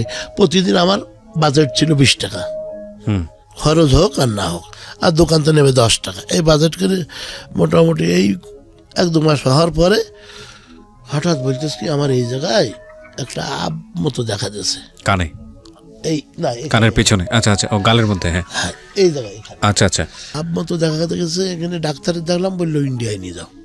তখন আমাদের কিন্তু ওই জমি এখনো সেটা আছে 192 শতক। আর আব্বা যখন বাড়ির থেকে ওইখানে চলে গেল, ভাই মাতব বাড়ি পেয়ে গেল। ভাই ওই গাছালি মাছ পুকুর টুকুর সব সাফ করে এরকম লেভেল তামা করে ফেলাইলো ভাই শফিদুল হক। মানে 192 শতক জমির উপরে আপনাদের বাড়িটা? হ্যাঁ। আচ্ছা, এইবার তামা করে ফেল কিচ্ছু রাখলো না, শুধু কয়টা গাছ ছিল। গাছ থাকলে আমি আব্বার বললাম যে দেখি শুধু শুনতেছি গাছ মারতে দেখেছে। এবার আব্বা যাই করলো কি, গাছ 14,000 টাকা, 42টা গাছ 14,000 টাকা বিক্রি করে এসে অলরেডি বায়না নিয়ে এসে। এখন ভাই ছিল না বাড়ি এসে শোনে যে গাছ বিক্রি করেছে। ভাই একটু গরম টরম হয়েছে, যে গাছ কিনেছে তার তো হেভি লাভ, সে আবার 500 টাকা ভাত দিয়েছে। ভাই আর কোনো কথা কয়নি, আর তুমি কালকে চলে যাও বাড়ি, এই টাকা ফেরত দাও, গাছের দাম অনেক, আমি গাছ এখন ব্যস্ত না। শুনি ফোন আসতেছে যে গাছ, বড় বড় গাছগুলো ওই রাতারাতি মেরে দিয়েছে। তখন আর উপায় নেই, যাই হোক আবার ইন্ডিয়া পাঠানোর পরে ওই যে 14,000 টাকা গাছ বেচা, ওই দিয়ে আর আমি এখানে ছিল 5200, এই দিয়ে আর আমি কিছু দিয়ে ইন্ডিয়া পাঠানোর পরে 5-6 দিন পরে খবর এলো এরকম অবস্থা ভালো না, তুমি যাও। তো যাই হোক আমার একটা বন্ধু ছিল, ওনারে যে বললাম যে 3,000 টাকা দেন, আমি একটু ইন্ডিয়ায় যাব। তা দিল না দেওয়ার পরে আমার অতটা খেয়াল নেই কোথা থেকে কীভাবে ম্যানেজ করলাম, আমি গেলাম ইন্ডিয়ায়। ওই যাদের বাড়ি ছিল তার ভাইয়ের সাথে আমি গেলাম। যাওয়ার পরে বসিরহাট হসপিটালে ছিল, আর তখন তো অত বুঝতাম না। বসিরহাট হসপিটালে এরকম বিকালবেলায় যে দেখেছি এরকম করে রয়েছে। যাই হোক একটু গালে টালে পানি দিয়ে ওনার বাড়িতে থাকলাম রাত্রি। থাকার পরে সকালবেলা আবার গেলাম, যে দেখি ওই অবস্থায়। দেখে বাইরে আসে, তখন নার্স বলতে আপনাদের রুগী কি দেখেছে? বললাম দেখিস। তো বলে আরেকটু দেখে আসেন। তখন আমি বুঝতে পারি যে কাজ হয়ে গেছে। আর ওনার ইন্ডিয়াতে কথাই ছিল যে আমার শহীদুল রানিদা, ওর সাথে আমার অনেক কথা আছে। যাই হোক সে পর্যন্ত বোঝাতে পারিনি, মারা গেল। মারা যাওয়ার পরে পড়ে গেলাম বিবাদে, যে লাশ আনবা কী করি, 5 ফুটি লাশ অনেক কষ্ট। তা আমি বললাম সত্যি কথা, আমার জীবনে সব থেকে বড় দেখি সাদা পোশাকধারী ভ্যানে করে উঠাইছি লাশ। উঠানোর পরে ওই সাদা পোশাকধারী বাড়ি কোথায়? বাংলাদেশে। কি করেন? ড্রাইভারি করি। কি আমার আব্বা, আমাদের পয়সা করি নিয়ে আমরা চুরাই পথে আনিছি, উনি মারা গেছে। ছুটি দিলেন, দেওয়ার পরে বিএসএফের ক্যাম্পে আনার পরে ডাইরেক্ট এরকম সত্যি কথা বললাম। তো বললো দেখেন বেশি লেট করেন না, লাশ নিয়ে চলে যান। যদি কোনো আমাদের উপরের অফিসার এসে জিজ্ঞেস করে বলবেন যে এই জায়গার লোক এখানে মারা গেছে। ঠিক আছে। এবারে ভ্যানের থেকে নামাইয়ে 3টে বাস কিনলাম, মাঝখানে এই পারে এবার 4 ভাগ করে লম্বা করে দিলাম, ওই ঘাড়ে করে নিয়ে যায়। ওর পর তুললাম, 2-3 জন লোক ঠিক করলাম করে, মানে ফাঁকে হলো বিশাল বিল, আপনার ওই দাঁত ভাঙার বিল, ওই বিল পার করে নিয়ে আসতে হবে। লোক ঠিক করার পরে বিএসএফ বললো যে নিয়ে যাও। ওদের গাড়ি তুলে দিয়ে আমি দৌড়ে পারে চলে আসলাম। এবারে আসি বিডিআর ক্যাম্পের কাছে আসলাম। আমি বললাম স্যার, আমি স্যার ড্রাইভারি করি বাংলাদেশে, আমার আব্বা মারা গেছিল। তো বলি শিগগিরই নিয়ে চলে যাও, যদি জিজ্ঞেস করে বলবা যে এখানকার লোক মারা গেছে, আর কিছু বলবো না। যাক এবার পার করে নিয়ে আসার পরে কি করে নিয়ে যাই, সাতক্ষীরার থেকে 13 কিলো ভিতরে বর্ডার। একটা পাওয়ার টিলার পেলাম, পাওয়ার টিলারের পিছনে বডি আছে, বডির মধ্যে তুললাম। তখন আবার চাউল বিলাক হয় বাংলাদেশ ভারত, ওখানে আবার ট্রাকে চাউল আনতে গেছে। যাক পাওয়ার টিলার থেকে ট্রাকের পরে তুললাম, ট্রাকের পরে তুলে নিয়ে সাতক্ষীরা আনলাম, আমি ভ্যানে নামালাম, ভ্যানে নিয়ে বাসায় নিয়ে গেলাম। বাসায় নিয়ে যে কাবন টাবন করে কমপ্লিট করে আবার আমার ট্রাকে করে যশোর নিয়ে গেলাম। যশোর নিয়ে মোটামুটি লোকজন ডেকে যখন মাটি মানে নামাচ্ছি, তখন আর আমি আর কন্ট্রোল করতে পারিনি। আমি মানে সেন্সলেস হয়ে যাওয়ার মতো কান্নাকাটি করেছি। এর আগে আমি কিন্তু দম খাইনি যে আমার জায়গায় পৌঁছাতে হবে। আল্লাহ রহমতে আল্লাহ আমার পৌঁছাইতেছে। মাটি টাটি দেওয়ার পরে এইবার বড় ভাই রাজত্ব পেয়ে গেল ওই জমি জায়গা। তা আমি আর ওদিক খেয়াল করলাম না। বড় ভাই টুকটাক খরচ দিয়ে, আমি বড় ভাই সাতক্ষীরায় দোকান করে দিয়েছিলাম, সেই দোকানও ধ্বংস করতে গেছে। বড় ভাই কোনো অবস্থায় পরিবর্তন হয়নি। তারপরে এক এক করে এই 5 ভাইয়ের, আমরা 6 ভাইয়ের 5 ভাই সাতক্ষীরায় নিয়ে আসলাম।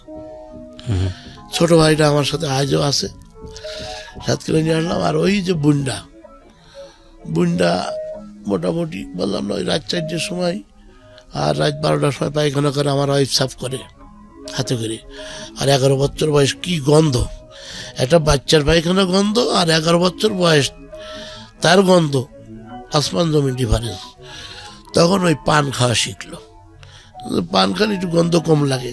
আর মাঝে মাঝে আমি টিভিতে আসি, আমিও ওই মোটামুটি টুকটাক সাফ না করলেও বুনি নিয়ে শুই, আর তো আলাদাও রাখা যাবে না। কারণ আমার গাইটাই পাইখানা টাইখানা আমি কোনো ঘৃণা করিনি, আমার ওয়াইফও তাই। যাক, এবার হঠাৎ ওর অসুখ হইলো, হওয়ার পরে আমার বুনির বাড়ি রাখলাম কিছুদিন। আমি আর দেখা যাচ্ছে আমার ওয়াইফেরও অসুখ আরম্ভ হয়ে গেছে, এরকম অবস্থা। ওর পিছনে খাটতে খাটতে আবার এদিক সংসার। দেখ, আমার বুনির বাড়ি রাখলে আমার বুনির তো অবস্থা ভালো না, সেইভাবে দেখতে পাইতো না। তারপরে আবার আমার নিয়ে আসলাম, গায়ে একটু ঘা পাঁচড়ার মতো হয়ে গেল। সত্যি কথা বলতে কি, লাস্টের দিকে একটু ওর প্রতি একটু অবহেলা করা হয়েছে, মানে আমিও বাড়ি থাকতাম না, আর ওরা ওই দিকে দিকে একটু ঘৃণা মতো হয়ে গেল, মারা গেল। মারা গেলে মাটি দিলাম, দেওয়ার পরে এবার এই এখানে ওই এক করতে করতে করতে করতে 5 ভাই চলে আসি। 5 ভাইরে নিয়ে আসে, একটারে হলো লেখাপড়া শিখে পাস করাইছি, আর একটা দোকান করে দিয়েছিলাম, সে দোকান ধ্বংস করলো। লাস্টে সে একটু বদমাশ টাইপের, তাও কন্ট্রোল করে রাখছিলাম। তারপরে ওই এদিকে আপনার গাড়ি চালাই টুকটাক করে, তাতে টুকটাক পয়সা রাখতে পারিনি, এই অবস্থা। ভাই বাকারকে দেখতে থাকি, দেখতে দেখতে আপনার 17 বছর ড্রাইভারি করলাম, এর ভিতরে কোনো ভালো রেজাল্ট দেখতে পেলাম না। 17 বছর ড্রাইভিং করলেন? জি, ট্রাক চালাইছি। শেষ হবে আপনার, যদি 2 দিন ধরেও বলি আমার কাহিনী শেষ হবে না, আপনার ক্ষতি হবে। আমি কিভাবে অ্যাক্সিডেন্ট করেছি, মানুষ কীভাবে সে মানে এ আমার করুণ কাহিনী।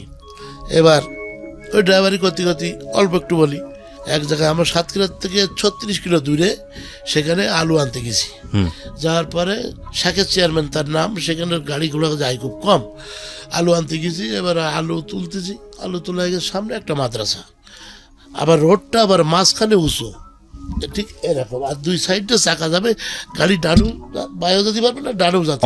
আচ্ছা, মাঝখানে উঁচু, ডানি গেলে চাকা বাইতে যাবে, বাই গেলেও চাকা বাইতে যাবে, সোজাই যেতে হবে, মোড়ের থেকে যাই আবার ঘোরা যাবে, এছাড়া কোনো উপায় নেই। আর সামনে মাদ্রাসা ছুটিয়ে গেছে, ছেলেপিলে কিলবিল করতেছে। এখন সাইডে এক ছিল খেজুর গাছ থাকলে খেজুর গাছে একটা বাচ্চা উঠে বসে আছে, আমি তো সামনের দিক লক্ষ্য, উপরে তো লক্ষ্য না।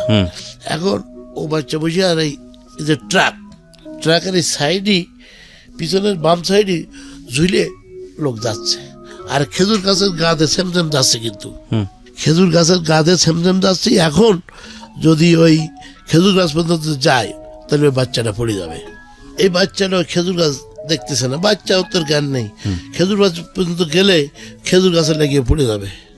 আমি সামনে ক্লিয়ার, আমি আস্তে আস্তে চালায় ঝুলে যাচ্ছি, ওই সাইড দিয়ে এরকম ঝুলতেছে, এদিকে লক্ষ্য, ওদিকে তো খেজুর গাছ, ওই খেজুর গাছে যে খেয়েছে বাড়ি, আর ওই যে বাচ্চাটা ছিল বাড়ি খেয়েছে, ওই ফাঁকে পড়ে গেছে, দুটো জায়গায় ডেট মারা গেছে। আমি জানি না, এখান থেকে মনে করেন আপনাদের নিচতলার বিল্ডিং যত দূর হবে, এর থেকে একটু দূরই, যে আমি আবার মাল তুলতেছি, আমি তো জানি না, সামনে ক্লিয়ার। এখন এক বুড়ো এসে বলছে, বাবাজি শিগগির পলায়ন, কি ব্যাপার? বলছে, 2 লোক মারা, হতেই পারে না, আমি চ্যালেঞ্জ করছি, সামনে ক্লিয়ার, তলায় কিছু নেই, তো লোক মারবে কিসি? বলছি, না, ওই খেজুর গাছ তোমার গায়ে তাকে ঘিলু লেগে গিয়েছে, বাম সাইডে এসে দেখি ঘিলু, মাথা ঘিলু লেগে গিয়েছে। তখন আমার আর মাথায় কাজ করেনি, আমার হেল্পার ওই ঘিলু ফেলাই দিয়ে গাড়ির কাগজপত্র নিয়ে কেটে উঠলো।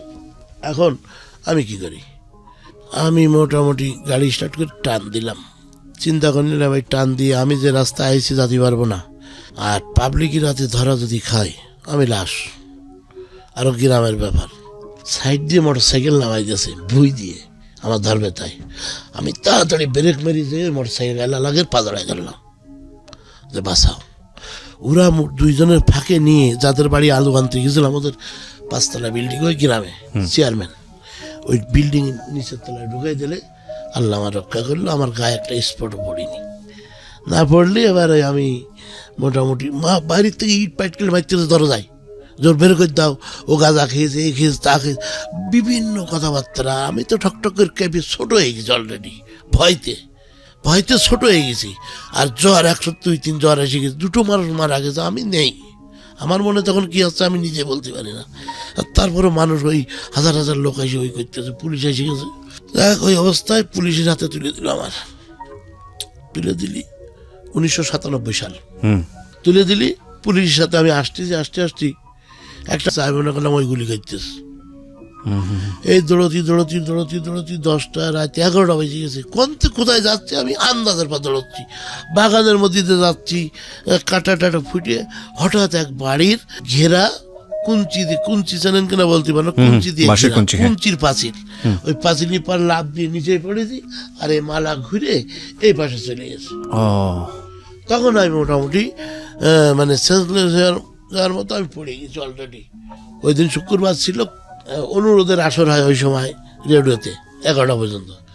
আর ওই যখন পড়ে গেছি তখন কুকুর খেয়া করে উঠছে। আচ্ছা, তো এই গ্রামের লোক আমার যদি চোর বিলে পিটেই রাত 11টার সময় আমি নেই, এবারে জায়গা চেঞ্জ করে নিলাম, কুকুর আর খেকাচ্ছে না, তখন বাঁচিস। এখন ওই কোথায় যাব, পাশে আবার নদী, তারপর সব কুকুর পোশাক ঘেরে, রাত্রি পাহারা দেয় কুকুরই, ওখানে যদি যাই তো খেয়ে ভালো, আমি জানি না।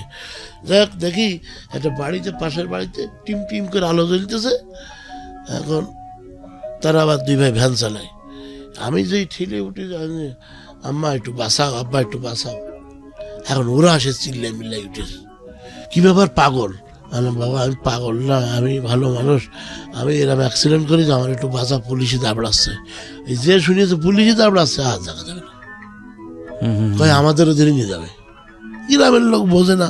আমি যেই তারে আবার পা জড়াই ধরলাম, ওই পা ছাড়িনি। আমি যাবো কোথায়, আমার যাওয়ার শক্তিও নেই। আমার এই 5 জনই, আমি যে হাফ কিলো কি কোথাও যে একটু আশ্রয় নেব, শক্তি নেই। যাই হোক, ওদের একটু মায়া হইলো আল্লাহর তরফ থেকে, কি জানি না। ওরা মোটামুটি একটা ছিঁড়া খেতা, একটা বালিশ আর একটা বিছান দিল, আর অল্প একটা ভাত দিল। আমি ভাত আর এর ভিতরে ঢুকলো না, সারাদিন রাত না খাওয়া। যাই হোক, রাত 4টার সময় মশায় কামড়ায় সরকার, আর কোথায় সব অবাস হয়ে রয়েছে, কিছু কি হয়েছে বুঝতে পারতিস না। আমি রাত 4টার সময় আমি বললাম, ভাই আমার একটু আগাই দিয়ে আসো। তো ওই 2 ভাইয়ের ঘাট ধরে এক পাতে হাঁটতে হাঁটতে নদী পার করে দিল।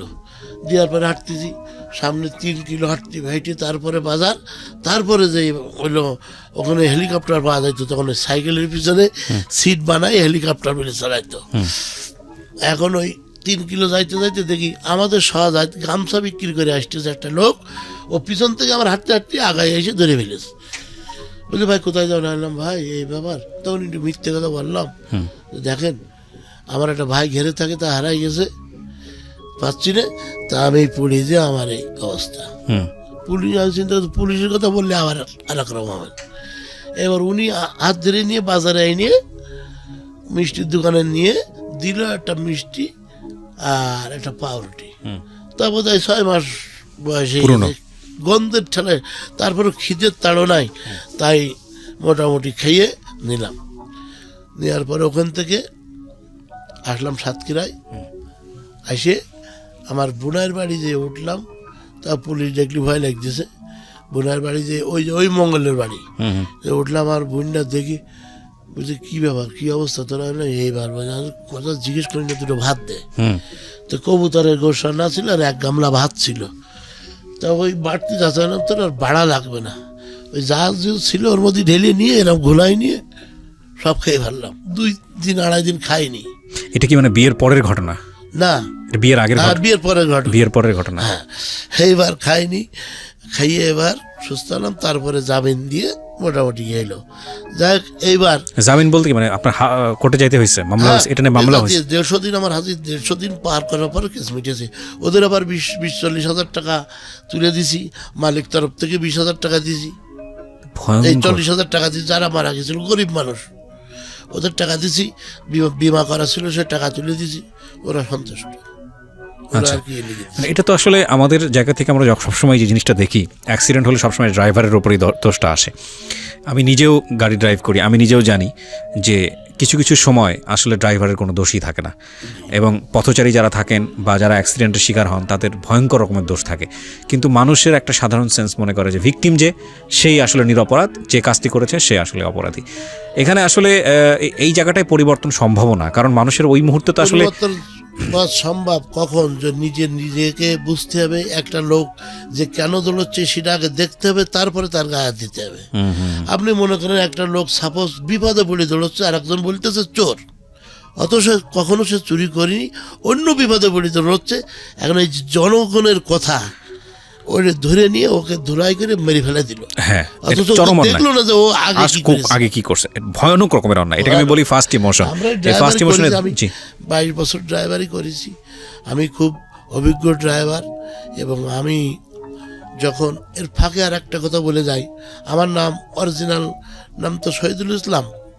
তো আমি আমার উস্তাদের যখন বললাম, আমার উস্তাদ খুব লেটে আমাকে ছেড়েছে। দেখ, শুধু একটাই কথা বলছিল যে দেখ, তোর যেদিন ছাড়বো তোর আর পিছন ফিরে চাতি হবে না, ঠিক আছে? তো আমি চিটাগাঙের টিপ খাটতাম, মাছের টিপ।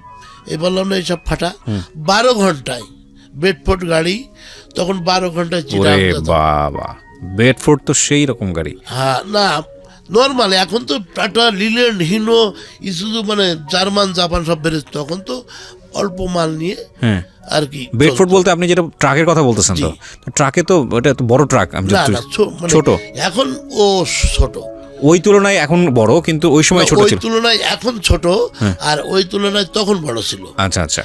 এখন ওই গাড়ি 12 ঘন্টায়, হিনো গাড়ি, আগে চলে যেতাম। আমার 1000 টাকা বকশিস দিত।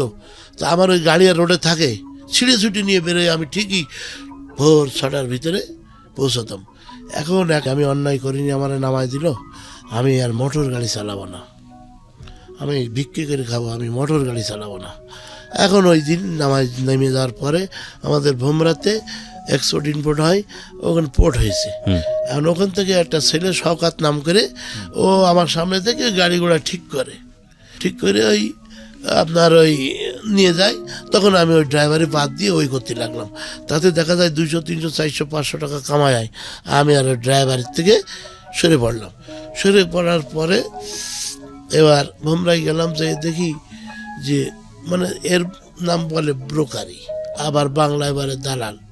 তা আমার একটা নীতি ছিল, সত্য কথা বলি। এবং যেসব গাড়ি চুয়াডাঙ্গা, আমি এখন হয়তো ক্লিয়ার বলতে পারবো না, তবে আমি 58টা ডিস্ট্রিক্টের নাম ডাইরেক্ট মুখস্থ বলতে পারতাম।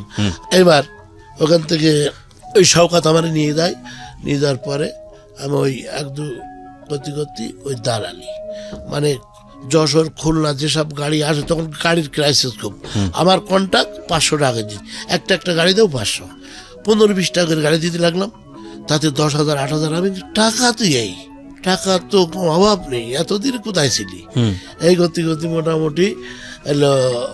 এই তো আর অনেক আছে, তো 2-4 দিনও শেষ হবে না। যাই হোক, আমি যে জমি বিক্রি করেছিলাম, আমি আবার জমি কিনতাম, জমি বেচতাম, আবার সাব কন্ট্রাক্টারি করতাম, ও অনেক সময় লাগবে। যাই হোক, এবার ওই জমি এই টাকা নিয়ে আসি জমাত 8 লক্ষ টাকা এলো আমার কাছে। কত সালের দিকে এটা? 2009-10, মানে আজ থেকে প্রায় আপনার 8-9 বছর আগের গল্প। ওকে, 8 লক্ষ টাকা এলো। তা আমি যার ওই মাছ টানতাম চিটাগাঙের, ও লোক আমার পরে আস্থা ছিল এবং মানে খুব বিশ্বাস করতো, যখন যা বলতাম শুনতো। তো ওই লোক আমারে দিল। ও লোকের আবার পার্সের দোকান আছে, বললো টাকা কত আছে? এলাম 8 লাখ টাকা আছে। বলতে নিয়ে গেলাম একটা চেক লিখে, ন্যাশনাল ব্যাংকের চেক লিখে নিয়ে গেলাম। নিয়ে যাই ও লোক ওই 68,500 টাকার একটা চেক লিখে দিল। এই 8,68,500 নিউটন মোটরে জমা দিলে গাড়ি দেবে। আচ্ছা, আর বডি টডি আবার করে নিতে হবে। এবার ওই গাড়ি মোটামুটি দিলি এবার ওই প্রতিদিন কাজ করি আর বডির কাজ করাই। এই প্রথম আপনি একটা গাড়ি কিনলেন? আচ্ছা, কাজ করাই করতে 1-1.5 মাস লেগে গেল। আমি পয়সা তো আমার ওই কামাই করে তাই করতে দেয়নি। এবারে বডি দিয়ে দিলাম, গাড়ি রোডে চলতে লাগলো। গাড়িতে যা কামাই করে তা শেষ। প্রতি মাসে 1,16,334 টাকা দিতে হয়। 1 বছরের কন্ট্রাক্টে নিছি, যে 1 বছরে শোধ করে দেবো। আপনার ওই জমা দিতে হয় আর ইনস্টলমেন্ট? হ্যাঁ, আচ্ছা, জমা দিতে হবে 1,16,334। আচ্ছা। এইবার আমি আয় করি, দেখা যাচ্ছে আপনার 20-30 হাজার সংসার খরচ বাদে, আর ওদিক থেকে কামাই করে ওই টাকা দিই। এর মধ্যে হঠাৎ একটা লোক শ্রীমঙ্গল থেকে আসলো, নাম হলো হানিফ। সে শ্রীমঙ্গলে পেঁয়াজের ব্যবসা করে। ওনার ছেলে আর ওনার কর্মচারী আসলো। কি ব্যাপার? আমার অ্যাকাউন্ট নাম্বার নিয়ে 2 লাখ টাকা দিল। কেন? 2 লাখ টাকা দিলেন কেন? বললাম যে বলছে কি আমার এক গাড়ি পেঁয়াজ কিনে দিতে। আর সে আবার কীরকম বলছে আপনি দাম করে কিনে এই টাকা দিয়ে দেবেন। আমি কেন? তো বলছে আপনার ভালো লেগেছে তাই আমরা আনবো টাকাটা কার মাধ্যমে, আপনার ভালো লেগেছে আপনার অ্যাকাউন্ট নাম্বার, আমরা তো চিনি না কারোর, আপনারে আমরা শুনেছি যে আপনি লোক ভালো, তো আপনার অ্যাকাউন্টে আমরা আনিছি। না আমি পেঁয়াজ কিনে দিতে পারবো না। তো কয় না আপনি টাকা শোধ করবেন, দিন আমরা ইয়ে করবো, আপনি টাকা দিয়ে দেবেন। যাই হোক ওদের কথা মতো এক গাড়ি পেঁয়াজ কিনলাম। কেনার পরে ওদের দিলাম, দেওয়ার পরে ওরা আবার টাকা আনলো, টাকা এনে দিলাম। এই করতে করতে বেশ টুকটাক ওই পেঁয়াজ কিনে আরম্ভ করলাম। মানে আপনি নিজেও বুঝতেছিলেন ব্যবসাটা কি? হ্যাঁ। আচ্ছা। এইবার 10 পয়সা করে আমার কমিশন দেয়, মানে এক গাড়ি পেঁয়াজ যদি 20 টন হয় তাতে দেখা যাচ্ছে 2000 টাকা। এও তো খারাপ না।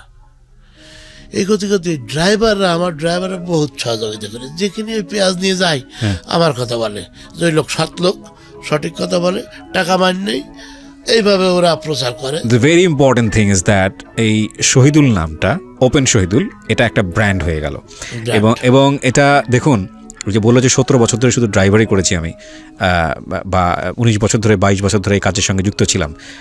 এই 22 বছরে ওনার অনেস্টি, ওনার সততা, ওনার পরিচিতি, এইটার ইকোনমিক যে রিটার্ন সেটা উনি কিন্তু এখন পাওয়া শুরু করেছে। তার মানে 22 বছর ধরে একটা মানুষ যখন সৎ থাকে এবং তার চারপাশের মানুষজন যখন জানা শুরু করে যে এই মানুষটা সৎ এবং ওই মানুষটাকে দিয়ে এই কাজটা করালে একটা ভালো রেজাল্ট আসবে, তখন 22 বছরের পরের যে পরিশ্রমটা যেটা উনি পয়সার ক্ষেত্রে করছে সেটা কিন্তু এই জ্যামিতিক হারে আসা শুরু করবে, এটাই স্বাভাবিক। সুতরাং এই মানুষ, আমি যে বলি যে একটা মানুষ ভালো একটা মানুষ খারাপ, একটা মানুষ ভালো বললে এটা কিন্তু একটা ইকোনমিক ভ্যালু আছে, এটা একটা ব্র্যান্ড এবং এটা খুবই ইম্পর্টেন্ট। ব্র্যান্ড যে কত ইম্পর্টেন্ট জিনিস এটা বলার অপেক্ষা রাখে না। ওকে, বলেন তারপর। এবার আরেকটা পার্ট একটু বলবো, আমি এটা ভুলে গেছি। মানে যখন আমি সাতক্ষীরাতে বিয়ে শাদী করে আসলাম, এখন থাকবো কোথায়? আমার সাতক্ষীরা মোজার সাহেব বলে একটা লোক আছে, ওনার বাসা, ওনার ওই সাইডে আমি কাজ করতাম, যেখানে সুই যাবে না সেখানে নাঙলের ফাল চলে যেত আমার। তার মানে যেখানে গাড়ি যাবে না আর আমি কব যাবে, আমি বলবো যাবে তো গাড়ি যাবে। যদি 1000 টাকা ভাড়া হয় 3000 টাকা দেবো লোক, ও লোকের কথা হলো গাড়ি যেতে পারে, আমার কথা হলে যাবে। এইভাবে ওনার কাজ করে দিয়েছি। দেওয়ার পরে আমি ও লোকের একটা কন্ট্রাক্ট নিয়ে 2 লাখ টাকা আমি পাই, এই লাভ হয় আমার। লাভ হওয়ার পরে ও লোক টাকা দেয়, লাস্টে 40,000 টাকা বাকি থাকে। থাকার পরে আমি শর্টে বলছি, জি 2 বছর ধরে ওনার কাছে হাঁটি যে চাচা আমি গরিব মানুষ, যশোর থেকে এসেছি, আমি থাকবো কোথায়, বাড়ি বাচ্চা নিয়ে, আমার একটু জমি দিতে হবে। যাই 33 শতক জমি, উনি কয় যে আমি এটা বিক্রি করব। তখন আমি খরিদ্দার দেখি তো পাই না। উনি আবার 20 শতক 10 কাঠার খরিদ্দার ওনার হয়। হওয়ার পরে বললো যে দেখ তালি তো 10 কাঠা নিচ্ছে আর তুই বাদ বাকি জমি নেই। আমি চাচা আমার কাছে টাকা নেই। তো বললো ঠিক আছে তাহলে আর বাদ বাকি 4 কাঠার খরিদ্দার দেখ, তাও হয় না। তো বললো ঠিক আছে তোর কাছে কত টাকা? জানলাম 15,000 টাকা আছে, আমি চাচা জমাইছি। তো বললো দেওয়ার পরে উনি ওই জমি আমার রেজিস্ট্রি করে দেয় সবটুকু। আচ্ছা, পথের জন্য 3 শতক দিয়ে দেয়, আর ওই 12 শতক জমি আমার রেজিস্ট্রি করে দেয়। আর কোনো টাকা ওই সময় নেয়নি। এবার 200, 500, 100 করে টাকা দেয় উনি, ওইভাবে নিয়ে তারপরে আর একটা জমি ওনার কাছ থেকে উনি বলে 10,000 টাকা দেয়, আমি একটা জমি দিচ্ছি। হ্যাঁ, আমি ওনার কথা বিশ্বাস করি। একজনের হাত পা জড়াই ধরি, 25 টাকা সমিতি ছিল, সেই সমিতির টাকা নিয়ে মানে 3 মাস জমা দিয়েছি, বাদায় 2100 না কত হয়েছে। দোকানদার হাত টাত জড়াই ধরে উনি 10,000 টাকা আমার ধার দিয়েছে। দেওয়ার পরে ওই 10,000 টাকা ওনার দিয়েছি। দেওয়ার পরে উনি ওই জমি 4 ছেলে বললো যে রেজিস্ট্রি করে দিয়ে আসো, ও জমিও দিয়ে দিল।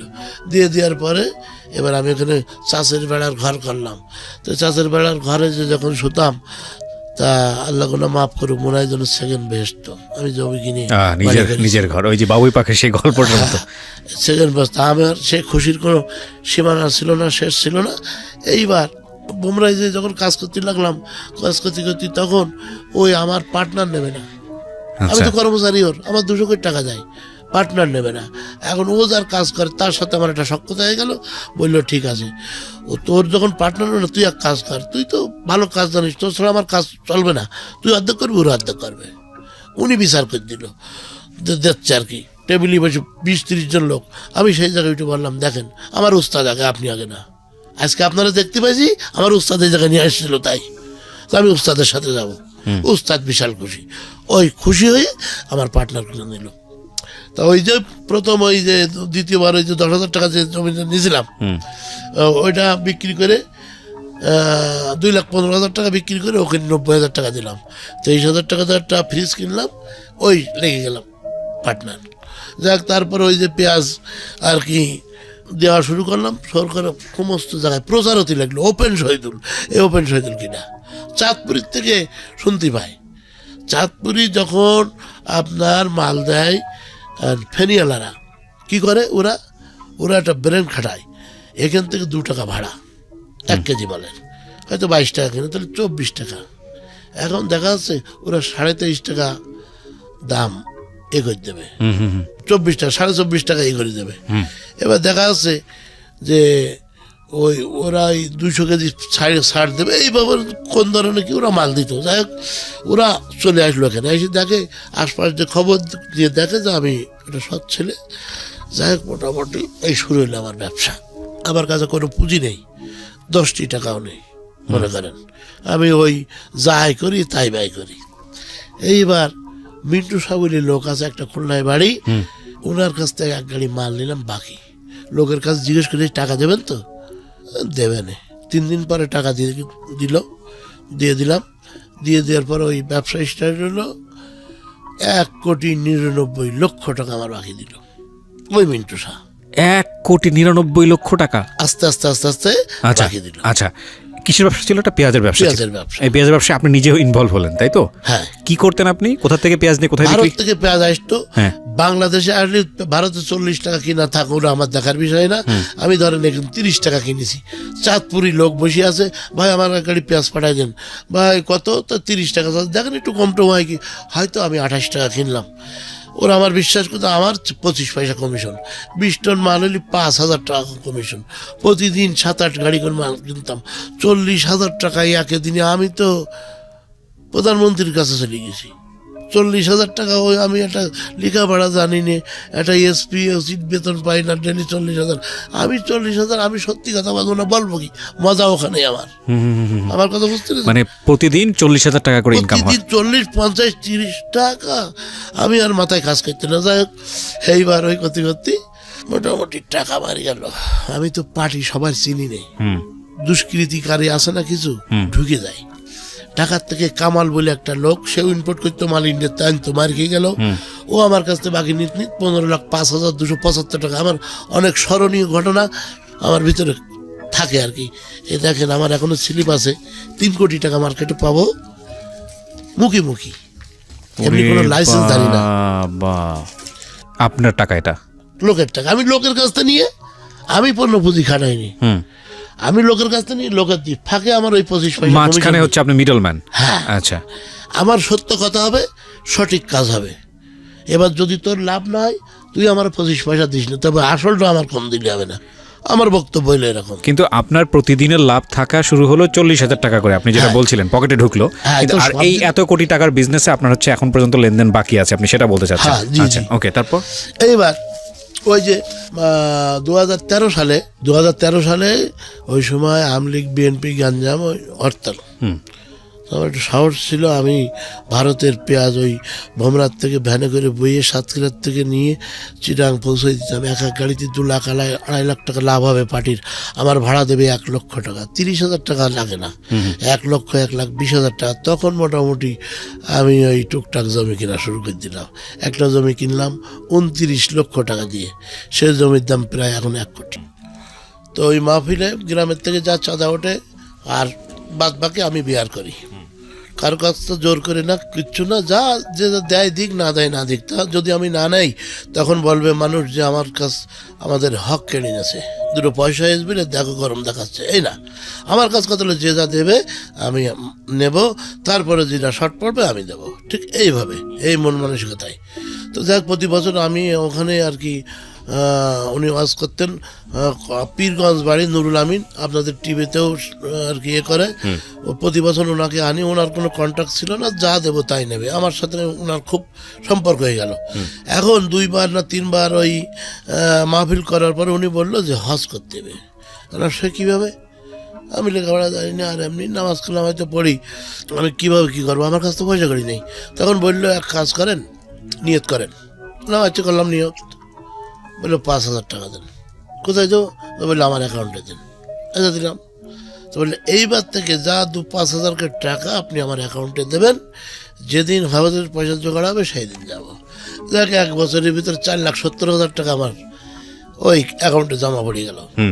জমা পড়ে যাওয়ার পরে 5,20,000 টাকা লাগবে যাইতে দুইজনের, আর যা খরচ। তো যাই হোক ওই মতো অবস্থায় জোগাড় হয়ে গেল। রংপুরের 39 জন লোক আর আমরা স্বামী স্ত্রী, এই 41 জন চলে গেলাম হজে। যাওয়ার পরে ওখানে যে আমি আরও কিছু টাকা নিয়ে গেছিলাম, ওনাদের সেবা করতে লাগলাম এই 39 জনকেই। কম বেশি আমার কাছে টাকা আছে, ওদের কাছ থেকে হাওলাত করে ওদের পিছনে খরচ করতে লাগলাম। ওদের শুধু বলতে লাগলাম আপনি আমার বাংলাদেশে যাইতে দেন, সব টাকা দিয়ে দেবো। এইভাবে মোটামুটি ওদের কলা খাওয়ানো, চা খাওয়ানো, এইভাবে খুব যত্ন করতে লাগলাম। যখন প্লেনের থেকে বাংলাদেশে যে নামলাম, তো এরকম এই 39 জনের কান্না আর আমাদের কান্না, মানে এক মার পেটের ভাই বোন, মানে এরকম কান্না দেখা যায় হাউ মাগের কান্না। ওরা এক বাসে চলে গেল 39 জন, আর আমার প্রাইভেট আমার আনতে গেছে। আমার মন চাচ্ছে না যে আমি আলাদা বাড়ি যাই, এরকম কান্না। যাই হোক তার ভিতরে অনেক লোক মারা গেছে। এখন 18 সাল, তখন ছিল 11 সাল। তো যখন যে মারা গেছে আমি খবর পাইছি, অনেক সময় গেছিও, তারপরে আমার দাওয়াত করে নিয়ে গেছে, ওনাদের আবার আনছি। এইভাবে আমার সম্পর্ক করে 18 না 19 সাল শুরু হলো, কিছুদিন হলো। জি 19 সাল। জি, দেখ আমার ভুল মাফ করবেন। তো এইভাবে এই পিছনের কথাটা শেষ। এখন এই বিএনপি আওয়ামী লীগের হরতালের সময় তখন জীবনে রিস্ক নিয়েছি খুব। যেহেতু আমি ড্রাইভারই করেছি, আমি ড্রাইভারদের পয়সা একটু বেশি দিতাম। রিস্ক নিয়েছি কি, হেলমেট কিনে দিয়েছি ড্রাইভারদের, আর বলেছি গাড়ি যদি জ্বালায় যায়, গাড়ি রেখে তোরা জীবন বাঁচাইছিলি, আমার গাড়ি পুড়ে যায় যা। দেখা যাচ্ছে 30 টাকার ভাড়া, তখন 100 টাকা পাইছি। এইভাবে মোটামুটি একটা জমি কিনলাম হলো 29 লাখ টাকা দিয়ে। সে জমির দাম প্রায় এখন 1 কোটি টাকা।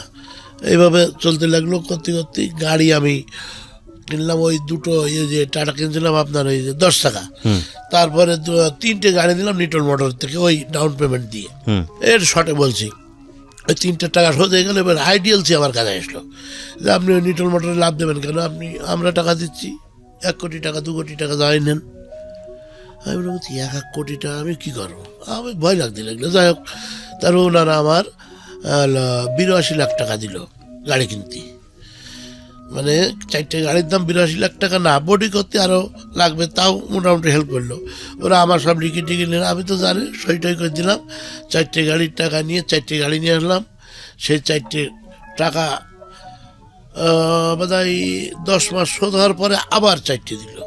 আচ্ছা, তখন আমি তো বাংলাদেশের কোথায় কোন জেলায় কয়টা গাড়ি, কোথায় গেলে ভাড়া, আবার কত ভাড়া, কোথায় কয়বার চাকা ঘুরলে কতটুক তেল পড়বে, এটা আমার নলেজ আছে।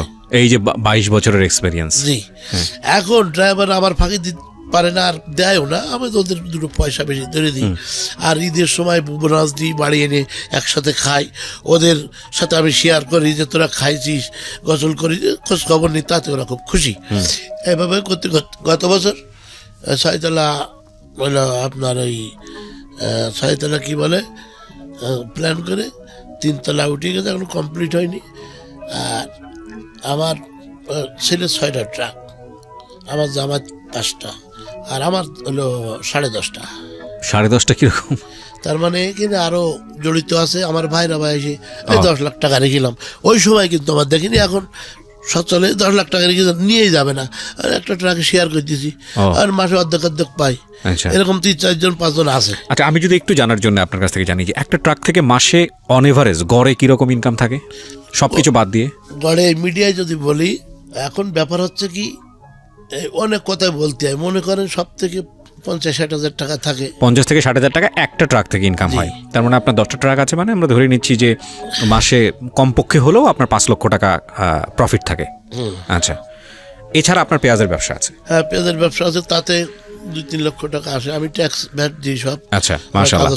আমি আপনার কাছ থেকে জিজ্ঞেস করছি, এবং আপনার বলতেও কোনো সমস্যা নেই, কারণ আপনি আজকে রেডিওতে আসছেন, আপনার ইনকাম নিয়ে বলতে আপনার কোনো সমস্যা নেই। আপনার মাসের রোজগার কত থাকে এখন সব কিছু মিলে ব্যবসা করে? এখন মনে করেন 10 লাখ টাকা আপনার হচ্ছে ইয়েতে থাকে, এবং লাভ লসও হয়। এখন এই যে পেঁয়াজের ব্যবসায় এমন হয়, আমি যখন একটা হিন্দু ভদ্রলোক 40 টাকার পেঁয়াজ কিনলাম, কেনার পরে 40 টাকা করে দাম হচ্ছে। একটা হিন্দু ভদ্রলোক বললো কি, তুমি 4 আনা পয়সা বাড়াই দাও, 40 টাকা 4 আনা করে মালটা কিনে গোডাউন নামাই দাও। হ্যাঁ, ওনার কথা শুনে পর আমি 40 টন মাল গোডাউনে নামাই দিলাম। দেওয়ার পরে ঈদ চলে গেল, পরের দিন লোড দিলাম, 12,13,000 টাকা লাভ হইল। সেই পেঁয়াজ 64-65 টাকা বেচলাম। এইবার আর বেনাপোল থেকে ওই হরতালের সময় পেঁয়াজ কিনলাম 50 টাকা করে, সেই পেঁয়াজ ঢাকা নিয়ে বেচলাম 90 টাকা। আবার 80 টাকা করে কিনেছি, 39 টাকা করে বেচেছি। লস টস হয় না?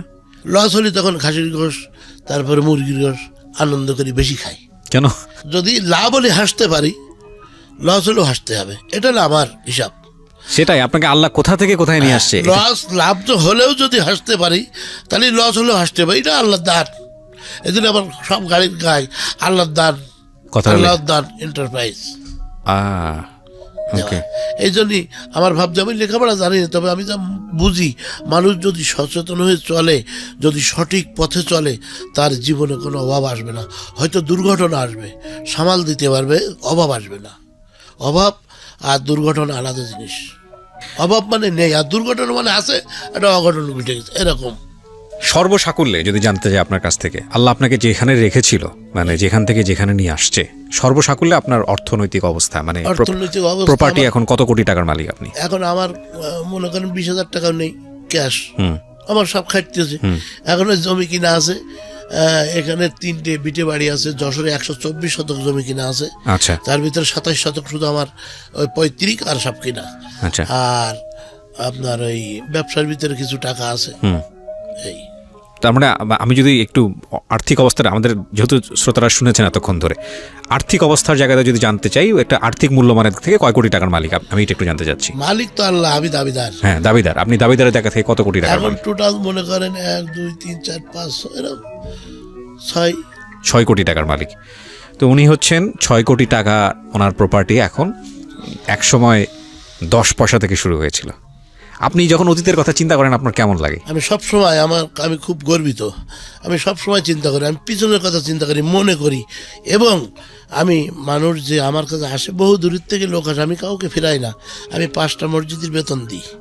এগুলো এইখানে বলা ঠিক না, বলেন দান করো গোপনে।